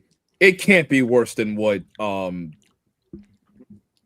who's the director for the whole trilogy again? John Watts. It can't be any worse than what John Watts has done to Spider-Man. I honestly have faith that I Daniel really Preston is hope gonna- not. I have faith that guy Daniel who Cretton is directed gonna Shang-Chi do is good with directing this this movie. one. I mean, Yeah. I've seen the leaked trailer, and even though I couldn't see jack Big shit. trailer. Yes, there's a Yeah, there was a leaked trailer. trailer. Yeah. Oh, I know, even though I couldn't see I'm not jack shit, from what I've heard and from what I was able to make out, I'm like, oh wow, this is way better than anything that we've gotten in the home trilogy. Yeah, Yeah, so- it actually looks pretty good. Like that's why it's not skeptical for me. So for me, it's like on the one, it's like I'm only skeptical based off of what I'm worried about it could be. I'll reserve judgment for when actual plot details come out and we get a trailer. And if it's something street level, because I want them to really take advantage of what No Way Home ended on. He has his own suit, none of that techno bullshit. Bare bones Spider-Man again. Go street level, and if it's all that and it's done well, then I'll be really excited for this. I mean, listen, Daniel Cretton did not listen to John Watts' advice when it came to web shooting. I'm pretty sure he's going to do a good job with this show. It's just hilarious to me. Like, John Watts really thought that we were going to listen to him about how he thinks that Spider-Man movies should be made. You can't even make a good web swinging scene. We're not listening to you. We're not listening to you. The only reason that like No Way Home was any good was like Tom Holland had a gun to his head, be like, motherfucker, I'm not going the way of Henry Cavill in the DCU. I'm not going to be a wasted Spider-Man. You're going to fucking do this the way I want to. I'm in fucking control now, bitch. Look at me. Look at me. I'm the captain now. Yeah. And so that's how I view it. And it's like Holland's also, I'm sorry, but I'm not I have gonna be to fucking wasted here. I love Spider-Man, and we're gonna fucking make this right. So No Way Home was actually good. Even though I love No Way Home, I have to give it an asterisk. Like, part of the reason why No Way Home is a household name is because of the fact that it does have Andrew Garfield and Tobey Maguire. Not to say that Tom Holland wasn't good in the movie, he was, but it still had a lot. It's still, even if you take Andrew and Tobey out of it, it still suffers from the problems that John Watts just can't seem to get help putting in the movie. It doesn't. Because the thing is, because don't get me wrong, I really like No Way Home. However, it's everything like, so like everything up until the bridge scene, it's the same shit I don't like. It's just the like, annoying humor. I'm tired. I'm also just sick of seeing like the Spider-Man being in the shadow of other Marvel characters. I want him to be his own hero, and I'm worried with the Punisher and the Hulk being in this. The Hulk's gonna be in it. Yeah, the Hulk's gonna be in it. Yeah, he is. Yeah. Wow. Like the only thing is that like obviously they like the reason the bald man's talking. Sorry. But I'm also bald. It seems with the leaked trailer and where it's gonna go that they are reverting Professor Hulk back to human Bruce Banner. It looks like that's where they're going, and that Bruce Banner is gonna be a professor at Peter's college. It looks like that's where they're going. Because so back the main to square one with him, villain, Peter has questions, so he goes to Bruce Banner, and it looks like he's actually human. Now, it could be bullshit, but I remember in the leaked trailer, I think you see him human. Yeah, you do. You do. So that's where it looks like they're reverting back to. Or it could be unfinished VFX, or they just didn't. No, he's talking to like you. There is a scene where Mark Ruffalo is like wearing glasses and he's like at like what it looks like to be like outside of a big ass building. But I mean, at the same time though, like I think we just have to come to an exception. We have to accept that no matter what, any Spider-Man movie that's in the MCU, it has to include an MCU character. So like, if that's what it takes, then so be it. But I just hope that we actually have a good movie this time. They're finally using Scorpion after like 3 freaking movies. They're finally going to have Peter on his own and doing his own thing. I mean, we're also getting like good web swinging scenes. I mean, from the first couple of shots, it looks like it's paying homage to the first Amazing Fantasy of Spider-Man comic. Once we get the trailer officially like in HD, then that's when like I'll be excited. I mean, I'm sure we're going to be getting actually, you know what? It wouldn't surprise me if we're going to get the trailer when it's Super Bowl Sunday. Yeah. There's supposed to be a full Doomsday trailer during the Super Bowl. So speaking of which, yeah, we should probably get the Doomsday. I am very skeptical about this movie, and I'm sure everyone besides John is. I am pretty skeptical. Yeah, I'm skeptical too. So, because the thing is that on top of everything that's been aside from everything that's been going on with Marvel, it looks like they're pretty much doing the throw everything but the kitchen sink. You know, it screams desperation. Look what I got, Now- guys. I got jangly keys, guys. Look at the X-Men, guys. Look. I mean, how Captain much more America? desperate can you be when you have to bring back Robert Downey Jr. and Chris Evans? Now here's the thing. And Patrick Stewart and Ian McKellen and who must not be named as Cyclops and a bunch of other people. Now, if we were talking about this and we'd only just gotten the Steve Rogers trailer, I would have said I am really skeptical about this, like not even on my most anticipated list. But I'm not gonna lie, while I still have reservations, things I'm worried about that could go wrong, I can't deny after the Thor teaser and the X-Men teaser, this is in my top 10 most anticipated of the year. Like That's on a not enough. nostalgia That's not level, enough for me. I did get really emotional seeing the X-Men again. Because you know me, big Fox guy. I love those actors and all that. And the Thor teaser in just 1 minute with Chris Hemsworth acting, it actually got me a little choked up. Like, holy shit! Like, Yeah. like You know, I'll say that to this. Like, I know you just said that, but for me, honestly, that's not enough for me. I'm sorry, but 4 weekly teasers is not enough for me to be, oh my god, like this is going to be the great. This is, you want to know what the difference is between Doomsday and something like, let's say, let's compare this to. I have Infinity one more. War, I have right? one more point to make. Okay. Because I have a friend who is big Marvel guy, movies, comics, all that, and he is telling me a lot about Doom that even I didn't know about, how powerful he is, what he can do, and all that. And he's trying to defend like why they're bringing the X-Men and all that. They're saying the fact that it's going to take several universes of worth of people to try and fight Doom shows how much of a threat he's going to be. That has me also, so I'm hoping that they deliver on that also. So I mean, while I have my reservations, there are things I'm worried about. It could still go wrong. I can't deny that I am starting to get really excited for this movie. all right. Well, so listen, to continue what I'm saying, like it like the teasers are not enough for me, and it's honestly comparing this to something like Infinity War. I'm sure everyone knows where they were when the first teasers for Infinity War came out and how like hyped everybody was. Like everyone was like collectively like, holy shit, like this is where where everything is leading to. This is like we're finally getting the Infinity Saga. We're finally getting Thanos, this and the other. I'm sorry, but like, because it was properly built up to random teaser. Like we were never supposed to be. We were never meant to be getting Doctor Doom. This was never properly built up.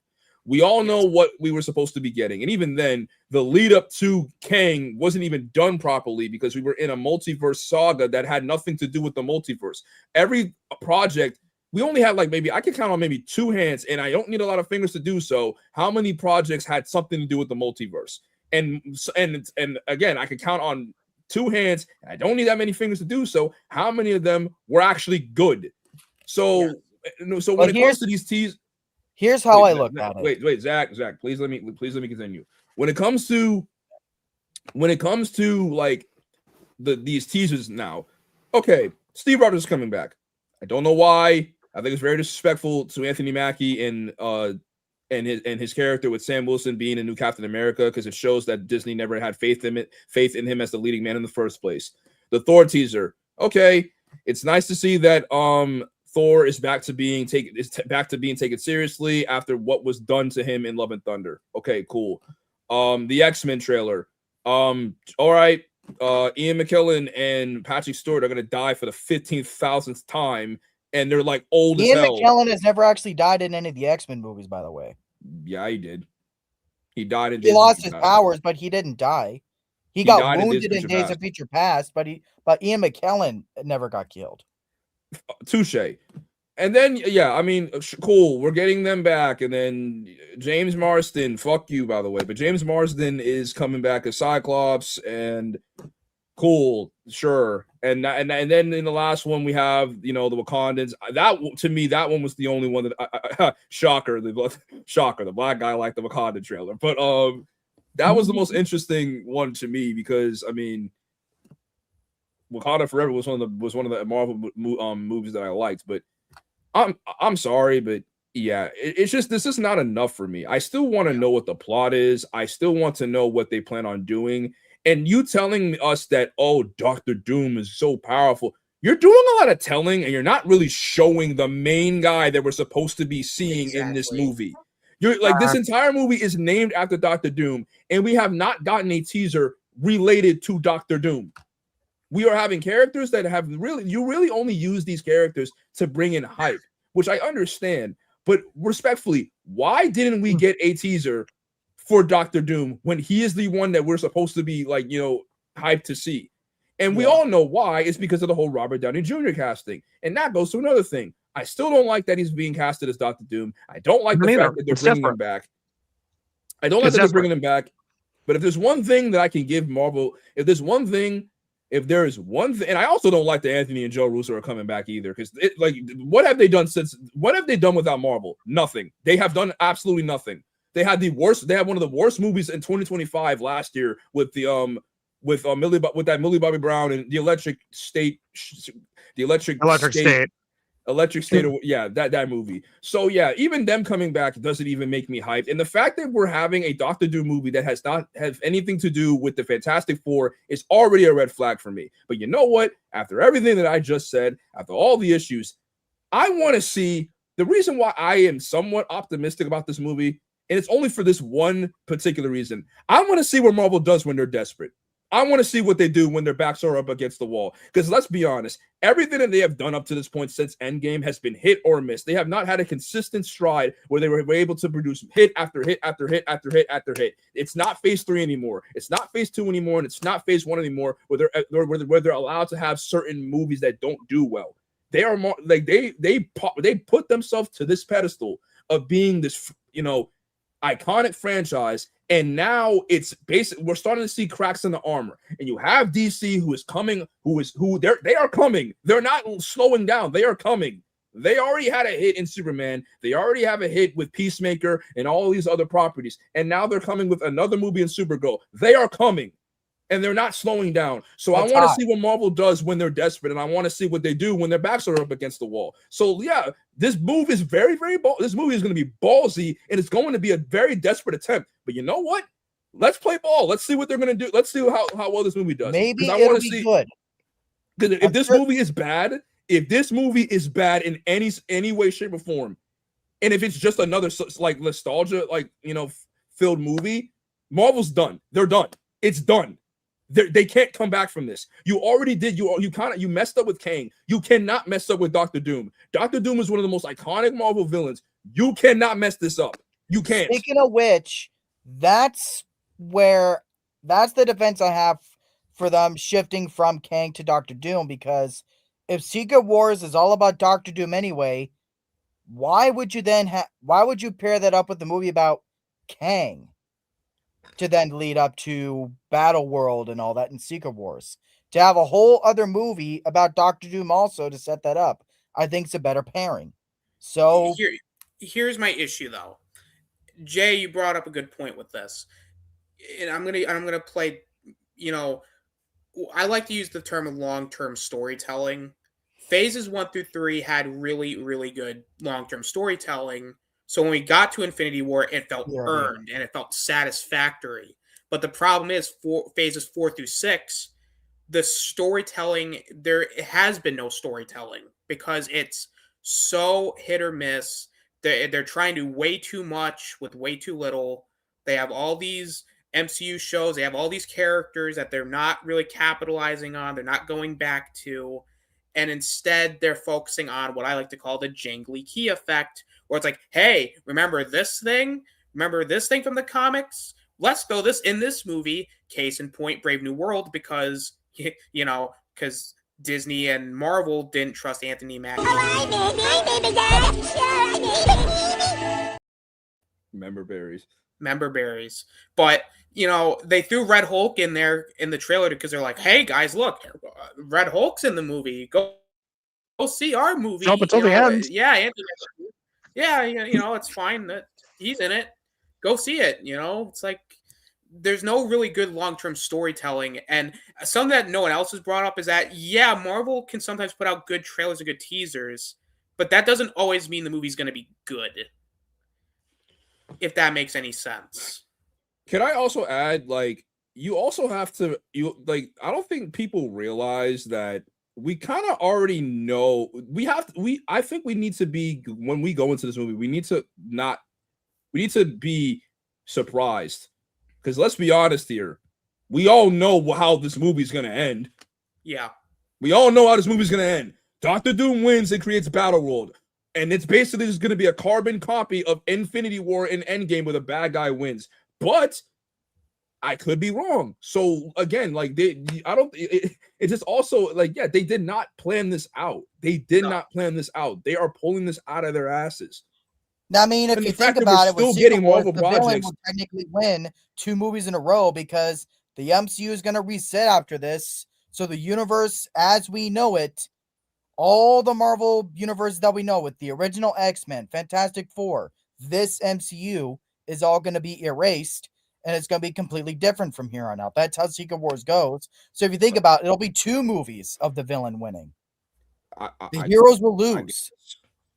I guess, but this is really like it's just the fact that even with Doomsday coming out, we're still getting pointless Marvel projects that have nothing to do with the overarching plot. Correct. I mean, I'm gonna watch Wonder Man because I'm a shill at the end of the day. Wonder Man looks like shit. But like, what does this have to do? What does Wonder Man have to do with Doomsday? What does that have to do with Doomsday? What does Vision Quest have to do with Doomsday?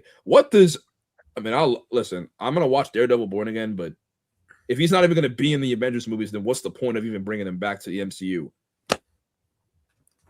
Fucking thank you. Mm-hmm. You might as well just left them in the freaking dust of, is he in the MCU? Is he not in the MCU? You might as well just have him be a cameo like character at this point. So but yeah, at the end of the day, I think we can all agree is that we're all still thinking maybe this can be good. You are. I'm saying that I'm saying there is a possibility. I'm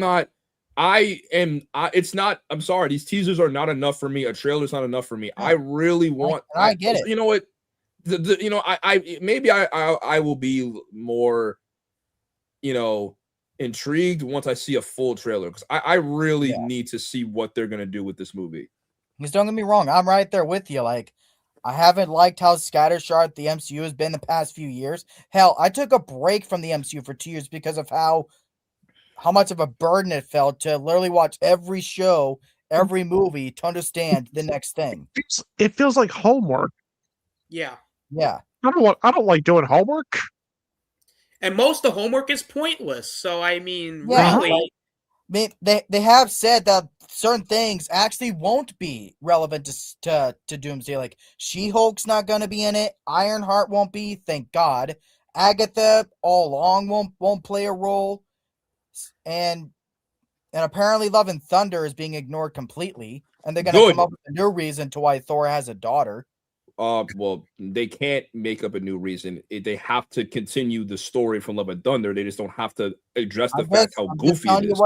I'm just telling you what I read is that the Russo brothers said they're quote unquote going to ignore Love and Thunder and come up with their own canon for why Thor now has a daughter. Well, then that's another problem. If you're not even going to continue the story or even acknowledge the movies beforehand, then why even it's have Love that and be a Thunder. plot point? Do you want it's Love and Thunder? No one wants that to stay.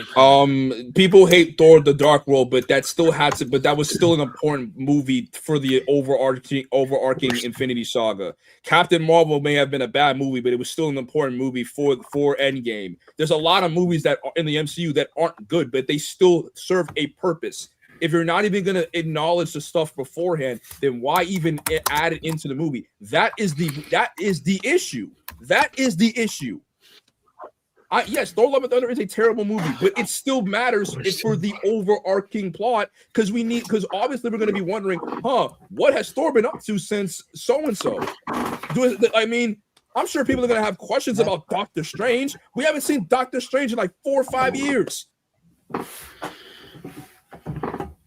But anyways, yeah, we've been talking about Doomsday for long. Yeah, it's too much.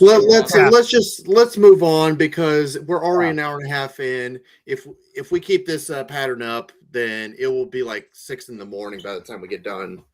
I agree. So those are our skeptical. Yeah.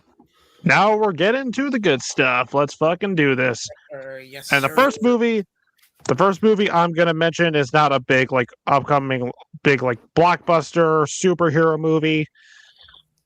It's a little movie that's been getting a lot of festival buzz called Obsession. Oh, yes. And like basic plot, it's about a guy who has a crush on his coworker who chucked him in the friend zone. He makes a wish on this old like wish making toy for her to fall in love with him, and of course, and then chaos ensues. It's been getting a lot of critical acclaim. Mm-hmm. The director got $15 million for Focus Features to distribute his movie. Like it's been getting nothing. Like that teaser. That's how you do a teaser. Just same with Together. Like it tells you, it doesn't spoil much, but it tells you what you got to know. So I'm fucking hyped for this movie. And plus, Cody Leach called it one of the most fucked up and frightening horror movies that's been made in a long time. For me, I'm excited for that. It's not like, oh my, like I kind of have two schools of thought, like stuff I'm really excited for, but stuff that's like, if I don't see this in a theater on opening day, I'm going to start murdering people. That's like my two schools of thought. So for me, Obsession, I'm excited for. But it is, I think it's by Curry Barker. I watch him a lot on YouTube, and for me, like I have faith in him. I'm excited for the movie. I like it a lot. Here's the thing: when I was watching the teaser, I couldn't help but laugh because Curry Barker's voice is just innately funny to me because he does a lot of comedy sketches on YouTube, and he does deadpan humor very, very well. So when I just hear his normal speaking voice, I'm just immediately thinking, oh, this is a bit. Like, he's trying to be funny. Like, that's just how, like, kind of like how you hear Leslie Nielsen's voice, and even though he's being serious, you just think he's being funny because it's Leslie Nielsen. That's how I kind of am with Curry Barker. I have full faith that this is going to be a great movie. He's going to do really good work with this. This is going to be a YouTuber movie that's going to be good. Chris Stuckman and Chris Collins, watch. But there is that. So I'm excited for it. And I'm gonna leech one more thing, Rob. Hang on. But yeah, I'm still excited for it. It kind of it's you know what it's like? It's like the horror version of Big. You make a wish, it goes awry, and then instead of it being quirky comedy, it's fucked up horror movie. So I'm excited for it. I'm curious of what the fuck, like the light she's gonna fucking go with her obsession with this dude. Yeah, and then what I was going to add on to what John said. Speaking of YouTubers making their directorial debut, Iron Lung. I'm excited for Iron Lung. Yeah, I am too. I'm excited. Like I legit Curious. During the stream, I had to order my ticket because I realized, oh, Markiplier fans are gonna go fucking insane over this. I need to get my ticket now before they get sold out. So I did that now. I'm going to be seeing it Friday on the 30th. I'm so looking forward to what this what Mark Fishburne has to offer as a director. Yeah. I haven't really watched Markiplier all that much, but I respect him a lot as a creator. Yeah. He's done a lot of really good things. He's he seems like a really nice guy. I know a lot of people love him. And I know that Iron Lung, that was considered like one of his best, one of his best videos. So this, like, even if it's not that great, the fact that he went the distance and went so far into like he's self-financed, he's starring, he's writing, he's directing. I think he might have down. Just know that Markiplier had to turn down a chance for a cameo in Five Nights at Freddy's for this. Yeah, exactly. And you know what? Good on him. He respected. He's not missing anything. He he's going doing the thing he's loving, and you know what? I majorly respect that. And even if the movie's not amazing, I'm really happy that he really is taking this next big step, much like with Curry Barker. I'm glad he's taking that really big next step, and I'm excited. Maybe not my most anticipated. I'm a little bit reserved by the cheapness of it, but I'm still excited about it. Not my most anticipated, but I'm excited. I mean, you got to start off somewhere. Exactly. Now, before I get into some of my like big ones that I'm excited for, I want to bring up one that's. Wait, hang on, Zach. Before you go into that, I want to talk about Iron Lung real quick. To add on to that, I respect Mark's creativity, which gives me hope that this movie might be good. Okay. Because I've seen his stuff with like Heist with Markiplier in space. Like I think he's got a great talent, and I think he's very I think he's got a great creative mind. I think I'm hoping it's good. I'm not expecting a masterpiece. I'm expecting like something on the lines of just a fun popcorn horror film. And if it's not great, then I'm not going to bash him like Chris Stuckman, because Chris Stuckman is a filmmaker, whereas Mark's not really a filmmaker. So there you go. Hey, he's a fan. Okay, Zach, go ahead. Go and finish what you were saying. So before I bring up, I don't have a list, but before I get into some of my big ones I'm looking forward to, I want to bring up one that I heard about from one of Cody Leach's end of the year videos. This was his favorite movie of last year. It's coming out fully this year, but premiered in some film festivals last year. It's a crime thriller called The Rivals of Amaziah King. It stars Matthew McConaughey and Kurt Russell. And if you want to hear more about what this movie is, check out some of Cody Leach's end of the year videos, because he adored this movie, the things he's been saying about it, because he's not the type to go for hyperbole or whatever, but he's been saying that as soon as he sees this again, he's confident it could be one of his favorite films of all time. So yeah, that has me curious. All right, and then to start off, I'm gonna bring up a couple seasons of television. I don't know if you guys have any television you're excited for this year, but Ted season 2. I love these movies. I love the first season. I still feel that the Ted franchise is at a point where it's not overstaying its welcome. It's not tired, because they're not trying to push. They don't try to cram content out. They take their time with this stuff before they put it out, and it's just hilarious stuff. And The Boys season 5. This is a show my brother got me into, and I've really liked every season. I've liked the superhero satire. I know some of you have kind of dropped off of it after a while, but I'm hoping they ended on a good note. This is a show that I actively avoid spoilers for how the comics ended, because you're watching the show on a story level. I want to be shocked by how things end. So we'll see how that goes. And then Ahsoka season 2. I really liked the first season. I liked how intriguing and mythical it was tonally. I liked a lot of the live action castings for the characters they brought in from Star Wars Rebels, and I'm invested with how they're going to continue Baylan Skoll's story, because I'm glad that they didn't abandon that storyline. I'm glad that they're being respectful about it, recasting the role with someone who is a close friend to Ray Stevenson. So I'm hoping that they pull it off. So that's some television that I'm excited for. All right. Well, I guess I'll do like a quick list of stuff that we already talked about that I'm excited for. Just let me get my list. So I already talked about Brand New Day. I guess I'll say one thing about Michael. Yeah, that's like my most anticipated film of this year. I'm a huge Michael Jackson fan, so just really hope that this movie does him justice. And if we are getting a 2-parter, then hopefully, the second one comes out soon as well. I don't know if people are excited for this one, but Clayface, excited to see what Yes. Yeah, Witness is fucking that is awesome. one of my yes, most I'm so anticipated. looking forward to That that. is the only DC project this year that I am genuinely really, really excited for.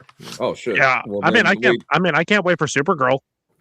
Yeah, I'm Tom excited King. for Supergirl. Fuck you, Tom King. Yeah, I was gonna say Uh, Supergirl's another one that's on my most anticipated. I honestly, yeah, I think it's gonna be like I think people are jumping to conclusions a bit too much off of the trailer, but I am excited for the movie. I actually am glad that this seems like a character who is going to be her own character and not just Superman, but a woman.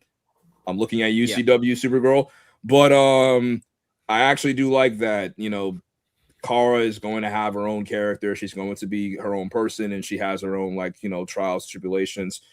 As far as other movies that I'm excited for, I'm gonna keep I'll save the best for last. I know Devin is also thinking. I know Devin also has this on his list. GOAT. It's an animated movie. I'm a basketball guy, so that's something that I am pretty interested in because it's also animated by the people who animated Spider-Verse. Street Fighter. Like I said before, I really do That's like. my most anticipated, bro. Let's I do fucking think. go. I do think Street Fighter. I do think as dumb as Street Fighter looks, I am just so happy that it looks like they're not taking themselves seriously and they're just gonna have fun with it. Like that's what a video game movie is supposed to be. Like we know it's stupid, but it's still gonna be fun. As long as it's not as bad as the god awful Chung Lee movie. Yeah. Oh, that was terrible. Although it is funny. Just sorry, one more thing, Jay, before you continue. It was funny when I watched the Supergirl trailer when that premiered. I was looking at it, and it's a good trailer, not great, but it's good. And I was looking at it, I'm like, where the fuck is all the color in this goddamn trailer? It was so brown, it was so gross looking. Which is fine. If that's Craig Gillespie's vision, that's fine. I want color in movies, but if he has a reason for it, then sure. And then I watched the Street Fighter sneak peek. I'm like, oh, this is where all the color went. I was looking at this trailer. I'm like, oh my God, this is so colorful. I love this so much. It's great. And so Colors, Duke. The colors. The colors. Oh God, that was something that really got me in. But the colors, Duke. The colors. I'm colorblind, kid. But anyway, I'll say this though. So Devin, I'm a little bit disappointed that you haven't said this already because this is also my most anticipated. But it's a movie by our director who hasn't missed so far. Werewolf. Yes.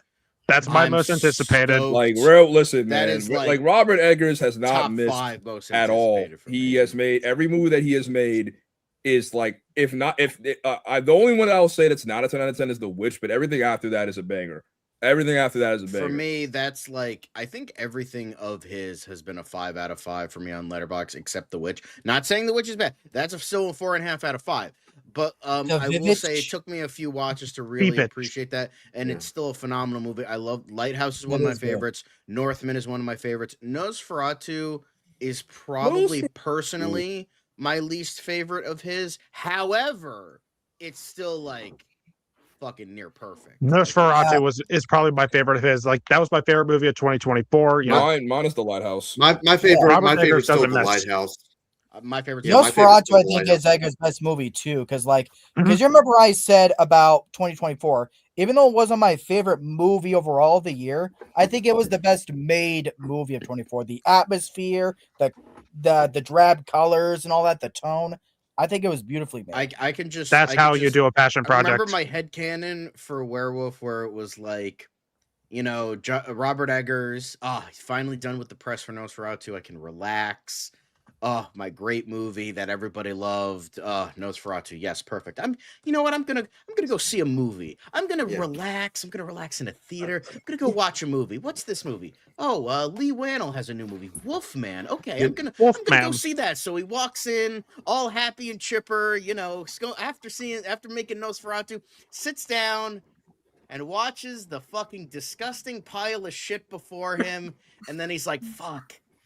I gotta make a werewolf movie to prove that werewolves Yeah, are I still gotta- cool, don't I? I need to Yeah, show like this a motherfucker a movie that these actually people has how a it's werewolf done. and not a like Shit, a I movie that gotta actually make has a a werewolf werewolf in movie. it and not a Fuck. freaking and not a movie that has a And that then he has a gets, and then he soul called gets out of the werewolf that theater looks and like he's a already Wendigo. writing the script. He's like, Yeah. all right, okay, I gotta show everybody how to Okay. fucking make a goddamn werewolf I'll movie. I'll All give it right. to you. Like, And seriously, why is it? I really hate this trend now that whenever we get like a werewolf like product, whether it's a movie or a game. I don't know if anyone's watched. I'm sorry, I don't know if anyone played the Quarry, but it's a werewolf game as well. And the werewolves in that game, they look like Wendigos from Until Dawn. Like, why are they making them more man than wolf? I mean, you do realize it's called Wolf Man, not man with Wendigo. wolf features. I want a wolf man, not a bald man. Like, seriously, like they're Bold, supposed to be bold. like they're supposed to be Wild. like a man. There's it's Sorry, I supposed had to to be make a that man joke. mixed with wolf, like a wolf that is a man. I'm actually curious because there's something I do on my streams personally when I talk about my most anticipated of the year. I count things like TV shows and even video games if anyone's into that. Austin, you're the big gamer. Do you have any video games you're excited for this year?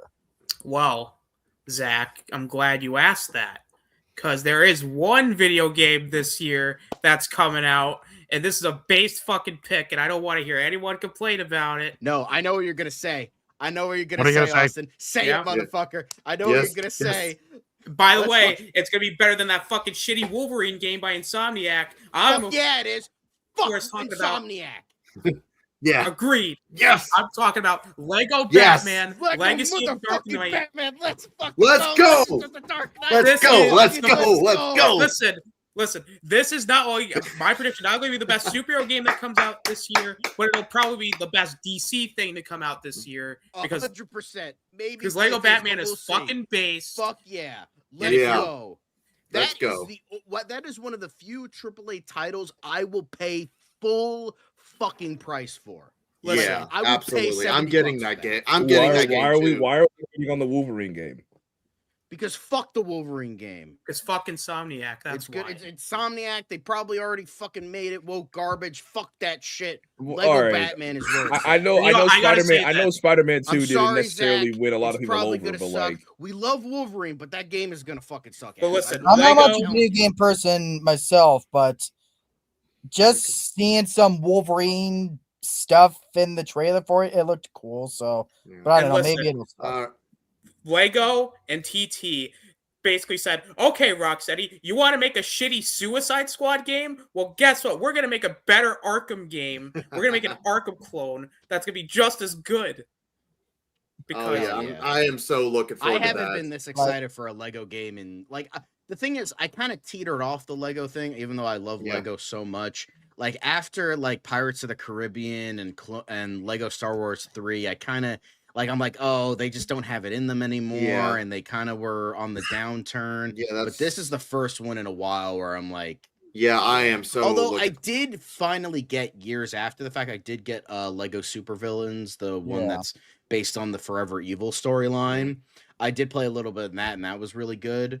So I'm excited for this, and also I'm hot again, so I'm gonna take off my sweatshirt. Hang on a second. I mean, listen. The last time I played a Lego game was so- Lego Marvel Superheroes.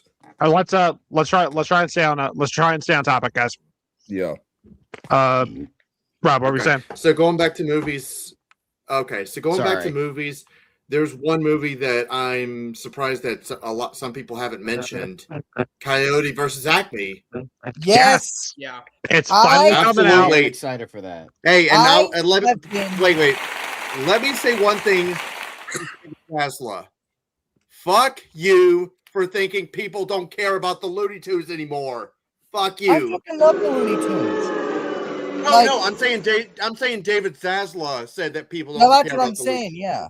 Yeah, we fucking love the Looney Tunes. I mean, hell, I don't know if I'm gonna get shit for this, but my favorite Looney Tunes thing, period, is Back in Action. I love that movie. Back in And I- action. I'm and I gonna say love- this. I'm gonna say this. Back in action is better than Space Jam. Space Jam can fucking suck dicks.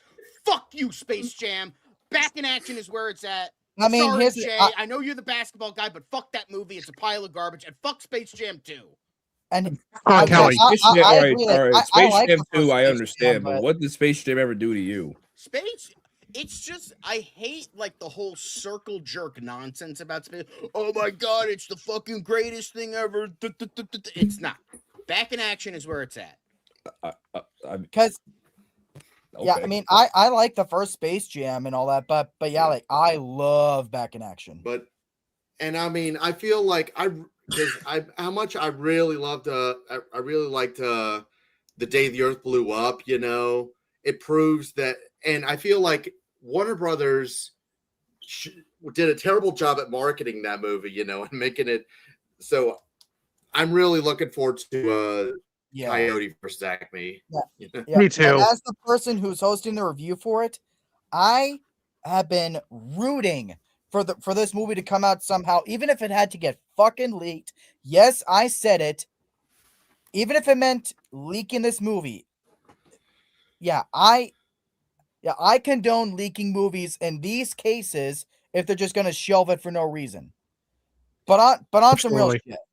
But on some I- real shit. Because I love Back in Action so much, with its blend of having real human characters and the cartoon characters there, I've been wanting another Looney Tunes movie of that type again for years. And with this movie being like that, I was so excited for it, but then they shelved it. I was pissed. So I am so happy that this movie is coming out. I cannot Me wait too. to host I mean, the review. I'll give them this, and honestly, this is just something that I really love. I love it when movie posters they'll make a poster without the title, like motherfucker, like you know what movie you're watching. I think this poster is kind of cool. Like no text, just the imprint of the coyote falling through the ground, like that, like that's enough. Like you know what movie you're about to watch. So here's one, and Acres of Movies brought this up. Disclosure Day. They Will Kill You is a good. I saw the trailer for They Will Kill You. That trailer was giving major Tarantino vibes. They Will Kill You looks fun, but Disclosure Day looks fucking awesome. John, you're muted. Sorry about that. I don't know what They Will Kill You is. Whatever. I don't give a fuck. Disclosure Day, bruh. You could just say Steven Spiel, and I'm there. You don't even have to say the full last name. You could you could do a movie with Steven Spielberg taking a dump for 4 hours, and I'd fucking watch it because it's Steven motherfucking Spielberg. I am on my knees for the man already. You don't need to fucking do anything. Steven Spielberg. Oh, I'm there, and it even has. I'm there. Bro, you don't have to sell me on the movie. You could have just made Steven Spielberg new movie this release date, and everyone is there already. You don't. We don't even have to know that it's going to be an adult ET like that. Like I'm coming already. I was hard. Now I'm coming. You don't even need to do anything. I'm just saying. We're already here. We are all on the knees of the mighty Spielberg. You don't. Who the hell is we?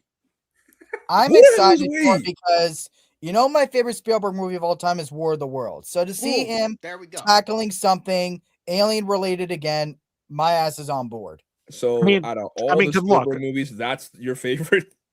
Look, because here's the thing.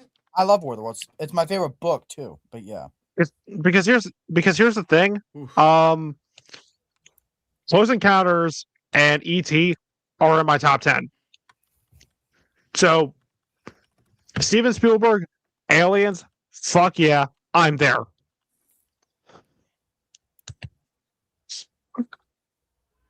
Like it. I get quiet all of a sudden. I'll keep. I mean, I'm sure it'll be a good movie. I mean, it's Steven Spielberg. I mean, he has a lot. Yeah. He's made a lot of hits. And speaking of things, I am already on my knees for Christopher Nolan's The Odyssey. I was just about to say that. Yeah. Again, you could just say Christopher Nolan. We're there. And also, I will say this. Fuck all the fucking historically accurate nerds. Frankly, like, oh, they don't have the right armor, they don't have the right thing, Aphrodite's played by a black chick. You know what you don't like? You know what you don't like? My fucking nuts being shoved in your fucking mouth by doubting fucking Sir President Christopher fucking Nolan. How about that, you fucking loser? I will teabag your fucking whole fucking face with my sweaty, hairy ballsack as I go from chin to fucking forehead. How about that, you fucking historically? Go back to your fucking basement, you fucking nerd. Get the fuck out of here.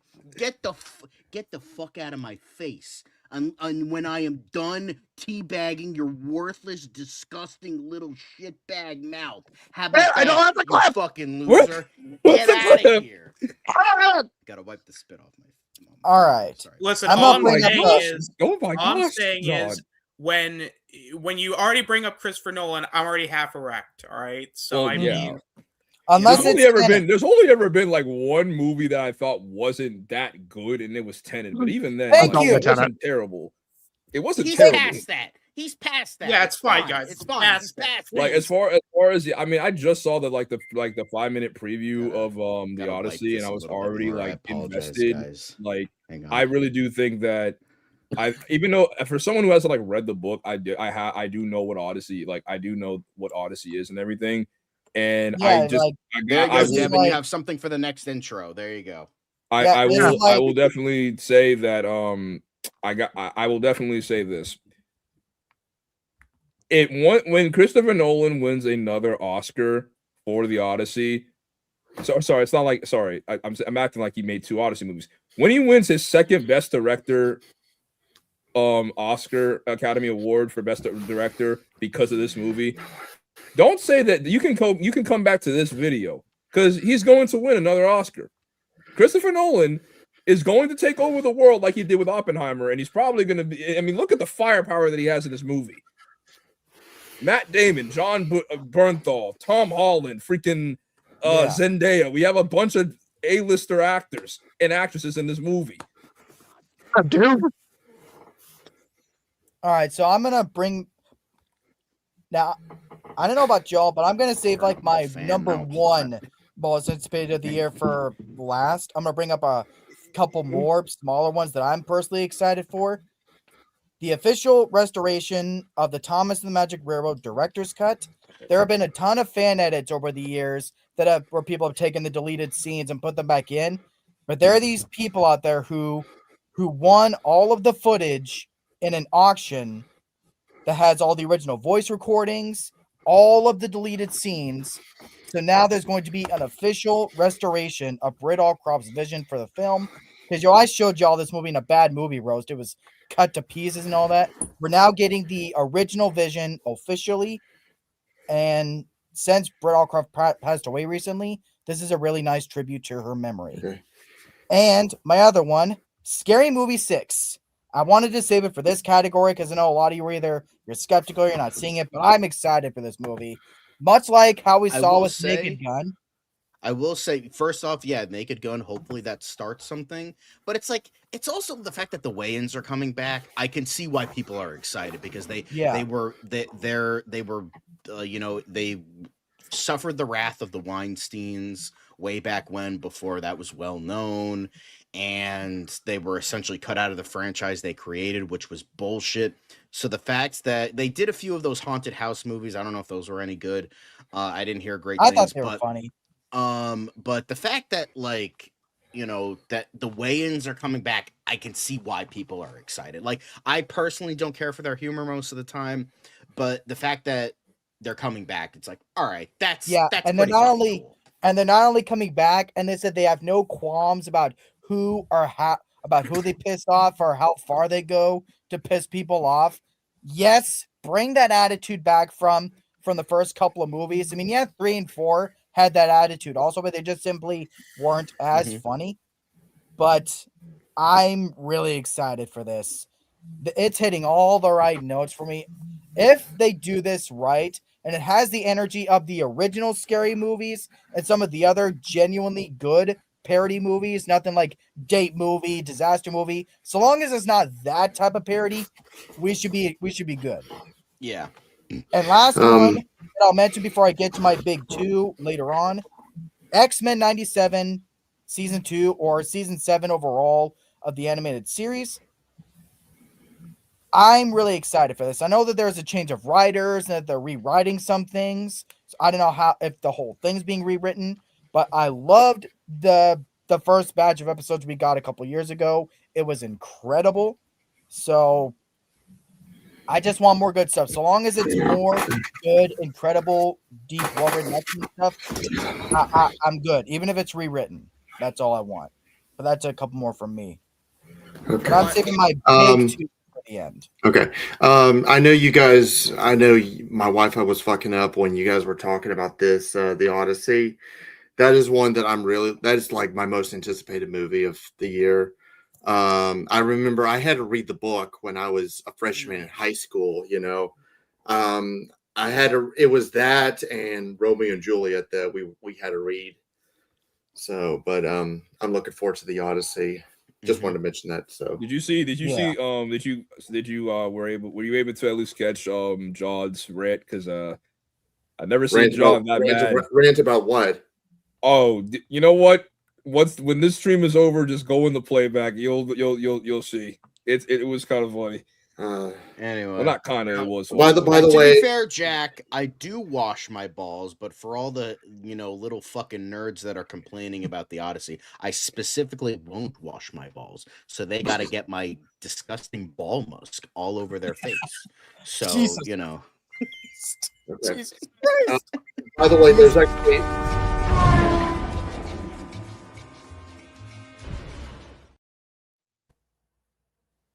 I want to think about your balls, John.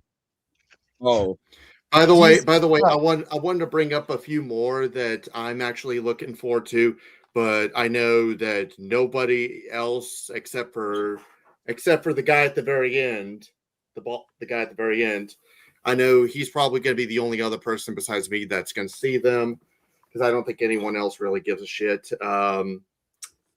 Scarlet. Absolutely. So I am so looking forward to Scarlet. I know. I saw the trailer for that, and honestly, now I kind of want to see it. Not gonna lie, I think I might go see. Come on, let's do a review of it. We'll try. I mean, I'm not promising anything because God knows it's an anime movie. It's got a limited release. We'll see if I can actually fucking get the movie at my theater. So we'll see. But like, honestly, I like the vibe.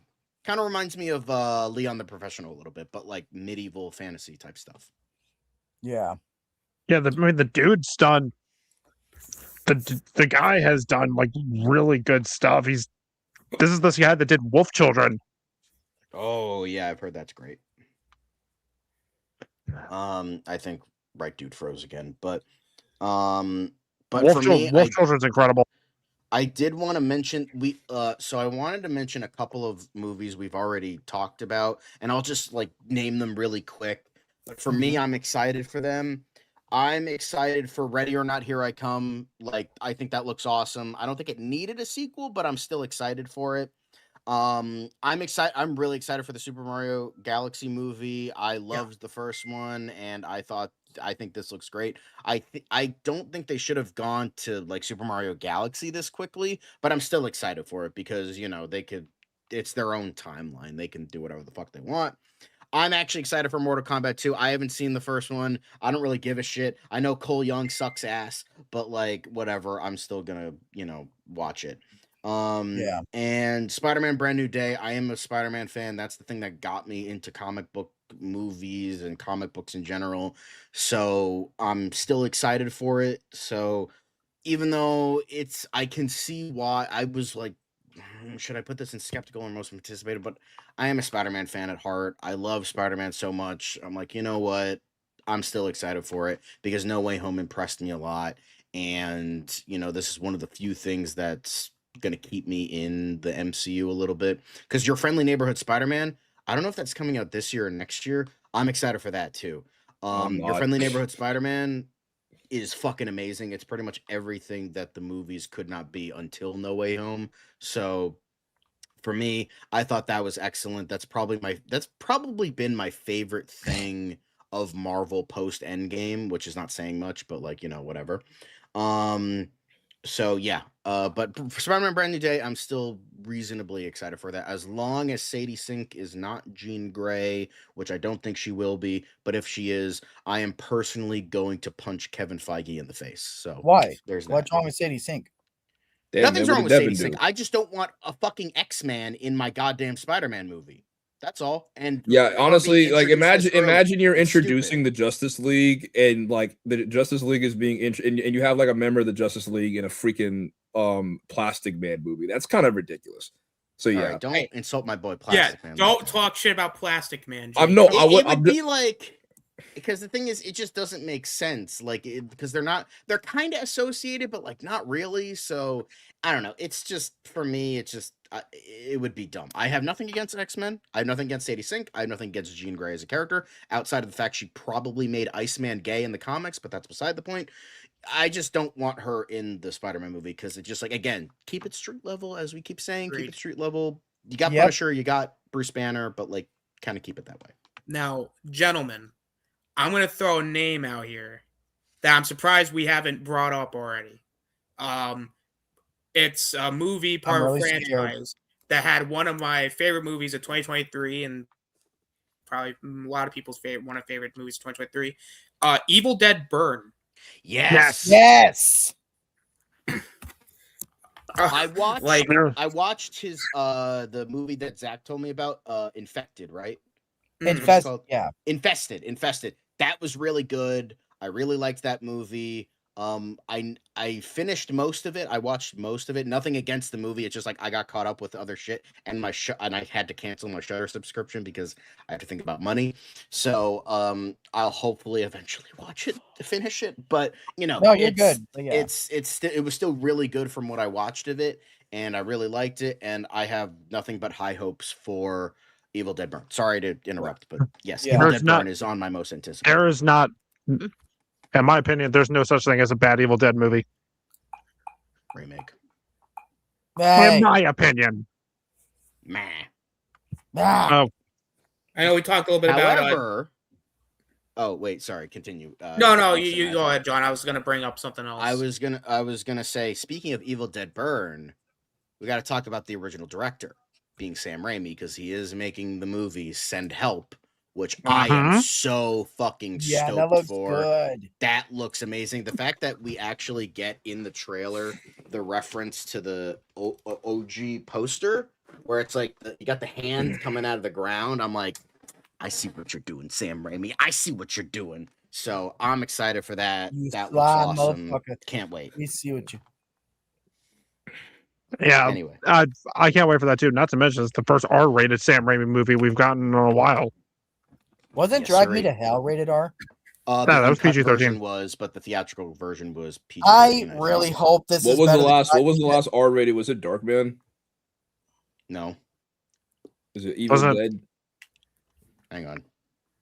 Yeah, I really hope that this is at I least mean, better I guess- than Drag Me to Hell, because I liked everything about Drag Me to Hell up until the ending that had no reason to be the way it was. This chick fucking won. She got out of her little curse, but for reasons that are never explained. No, she still had the bun the whole time, and she didn't fix anything. Fuck you.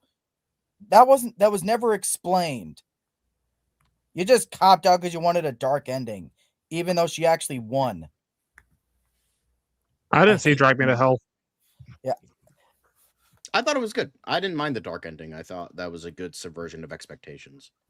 Yeah, I get it. I get it. It works for a lot of people. Like, and it works for a lot of people. It doesn't like, man. If I actually, it sort of ruins the movie for me. Not in a way that's like, oh, I would never watch it again. It's just so tough because I was really liking this. This could have been top 3 Sam Raimi, you know. But that's just me.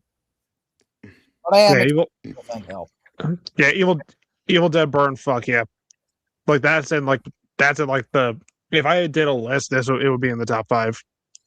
I wonder what they But- mean specifically by burn. Like, is this gonna be like a huge fire themed movie? Who knows?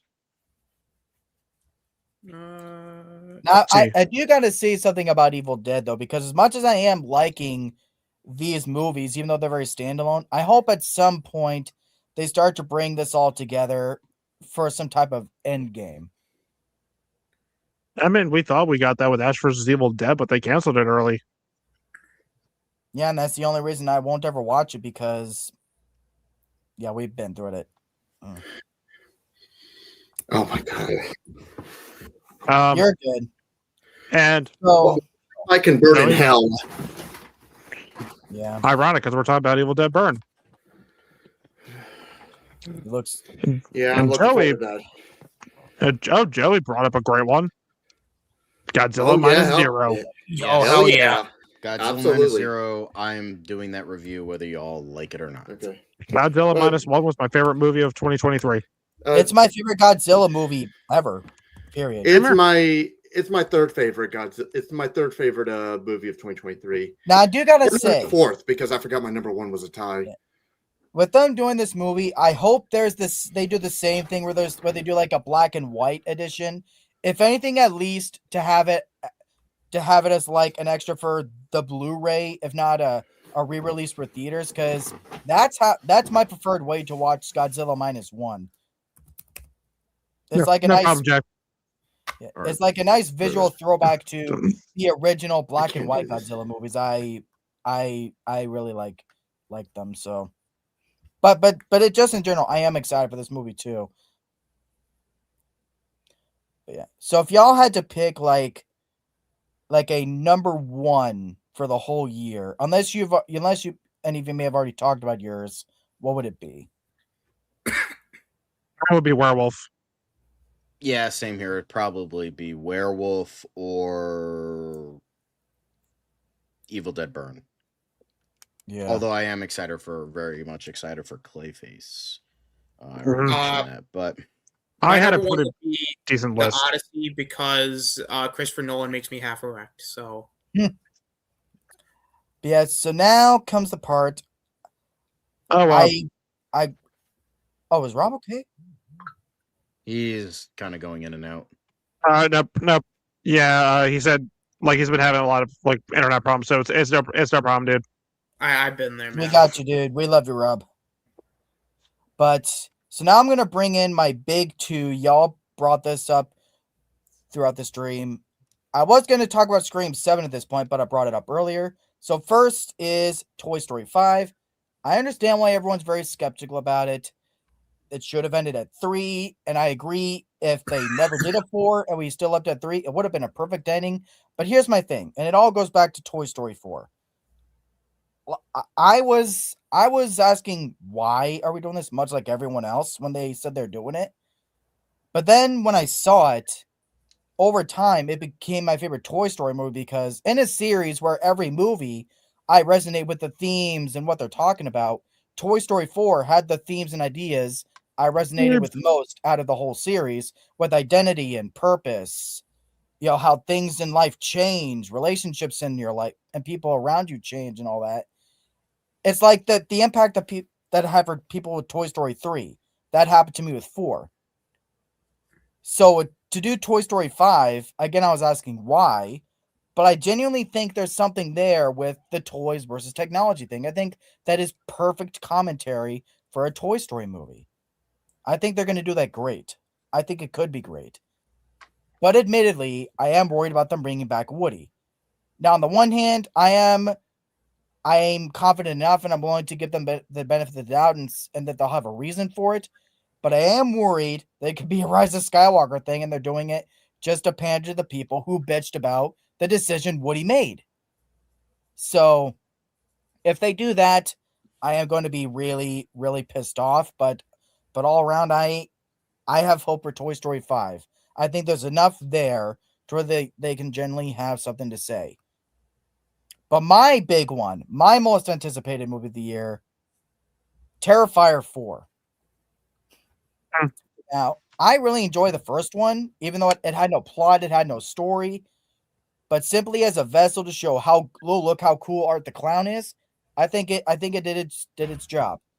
Then who would have thought that to make not only good sequels, but sequels that are actually building up a story and building all this intrigue and actually have an actual storyline? Who would have thought? So they have don't get me wrong. While I understand that Art the Clown isn't for everyone, because I am in the camp that thinks he is a new horror icon, but I understand he isn't for everyone, so that's why I don't push it. Like why don't you like Art? He's another icon. I get it. He's not for everybody. But the story that they're building genuinely has me invested with what's going on, the mystery and all that. And I'm excited to see how this movie is going to not only potentially end the series, but show Art the Clown's origins. Right. So yeah, that's my big one. I did want to talk about a couple other movies that I'm excited for. Maybe not super duper excited, but I'm relatively excited for. I am excited for Cold Storage. I saw a trailer for that. It's with Joe Keery. It's essentially a zombie movie trapped in one location. It's kind of reminiscent of Return of the Living Dead a little bit. And honestly, I'm stoked for it. I think that looks like a lot of fun. Then I'm also excited for Jimmy. I know it's a little cheap and a lot of people are saying, oh, it's going to be bad, but I love Jimmy Stewart as an actor, and it's interesting to see a biopic made about him. And it looks like KJ Apa is actually trying and actually giving like a decent performance. So I'm excited for that. And then finally, Hunger Games: Sunrise on the Reaping. I loved Ballad of Songbirds and Snakes, and I'm really excited for this. It's got a really good cast.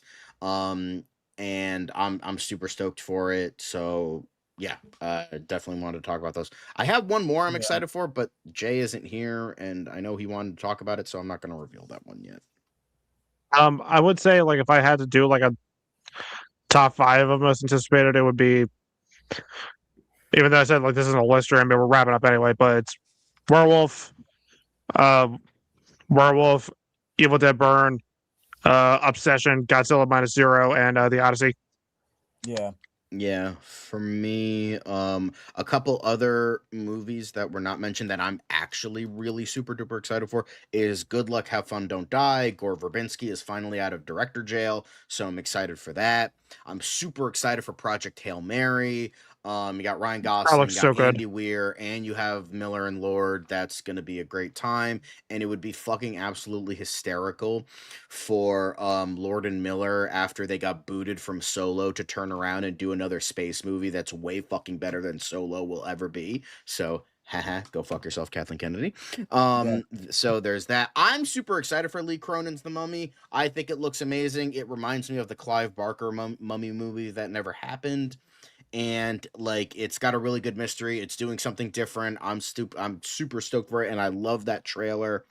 And then finally is Alejandro Inarritu's new movie with Tom Cruise called Digger. It looks like there's only a title announcement, but it looks fucking bonkers and it sounds bonkers. And here's the thing, here's why I know it'll probably be good, is whenever Tom Cruise is ugly, it's going to be good. Because look at Tropic Thunder. Look at Les Grossman is still an icon. So, you know, it's so there's that. So I'm super excited for Diggers. I don't have like a top 5, but I'm really excited for Disclosure Day, Odyssey, Evil Dead Burn, and Werewolf. Those are probably my top of the top. Oh God. Yeah, if I had to give if I had to give a specific top 5 also, Terrifier 4, like Simmons number 1, then Scream 7, season 2 of Ahsoka, Toy Story 5, and the next season of X-Men. I got I think I have, so if I had to do a top 5, I do the Odyssey, Evil Dead Burn. I'm gonna throw like another film in here that I don't think we really talked about. Madden. The one where Nicolas Cage plays John Madden. I'm skeptical. That looks that could be interesting. The Bride, that might be that I'm really stoked for. I'm curious about The Bride. Honka. And then Damage Frankenstein. Number 5. What would be my number 5? It would have to be Cat in the Hat, of course, because listen, I unapologetically it's a joke pick, but listen, I unapologetically liked the Mike Myers Cat in the Hat movie. It's so bad, but listen, it is so legendarily bad that it's really good. I can't explain it, but it is. Honey, it was ruined before she bought it. Dune 3. Dune 3 would be in my. I'm really excited for Dune 3. Because I'm going to tell you right now, like, listen, I really like Dune Part 2. I personally think why the fuck it's got a good track. I know it's a weak book, but honestly, you know, I just want to see it. God damn it. Joey, okay. Are you guys excited for Wuthering Heights and The Bride? No. Oh, we already talked about those movies. And I have no interest in either of them. I'm interested in The Bride. I'm not watching Wuthering Heights. Yes. Also, we did talk about this briefly, but I don't think Jay is coming back. So I don't know if he said something. I might have missed it. But I'm actually excited for Michael. I think it looks like a lot of fun. I think it looks. I understand why people are skeptical, but it does have Anton Fuqua doing it, so that gives me some hope that it won't just be generic. And the fact that Jafar Jackson looks and sounds the part, and it looks good. I am a little bit iffy because Paris Jackson has said that she was not affiliated with the movie and kind of shit on Coleman Domingo for claiming that she gave her blessing. So there was a bit of drama with that. But I'm still pretty excited. Not like super duper excited, but I'm pretty excited. I thought Jay was going to talk about it, but I guess he had to leave. Oh, so, he talked about it. So I'm excited for it. I'm not skeptical. I'm excited, not super duper, but very excited though. Okay, he did say something. My bad. I didn't see that. But is there anything else we want to say? Let us know what you guys are excited for in the comments on the side or below, because we want to hear what you guys think. So absolutely, give everybody, like anyone who watched, give your input. But this was the final stream of the trilogy. Next week we will be back to our regularly scheduled programming with our first official review of the year, which will be 28 years later, The Bone Temple. Should be hosted by Rome. Super excited to talk about that. But thank you all for watching. Subscribe to the channel. Support your local theaters by watching good movies. And always remember, expect the unexpected.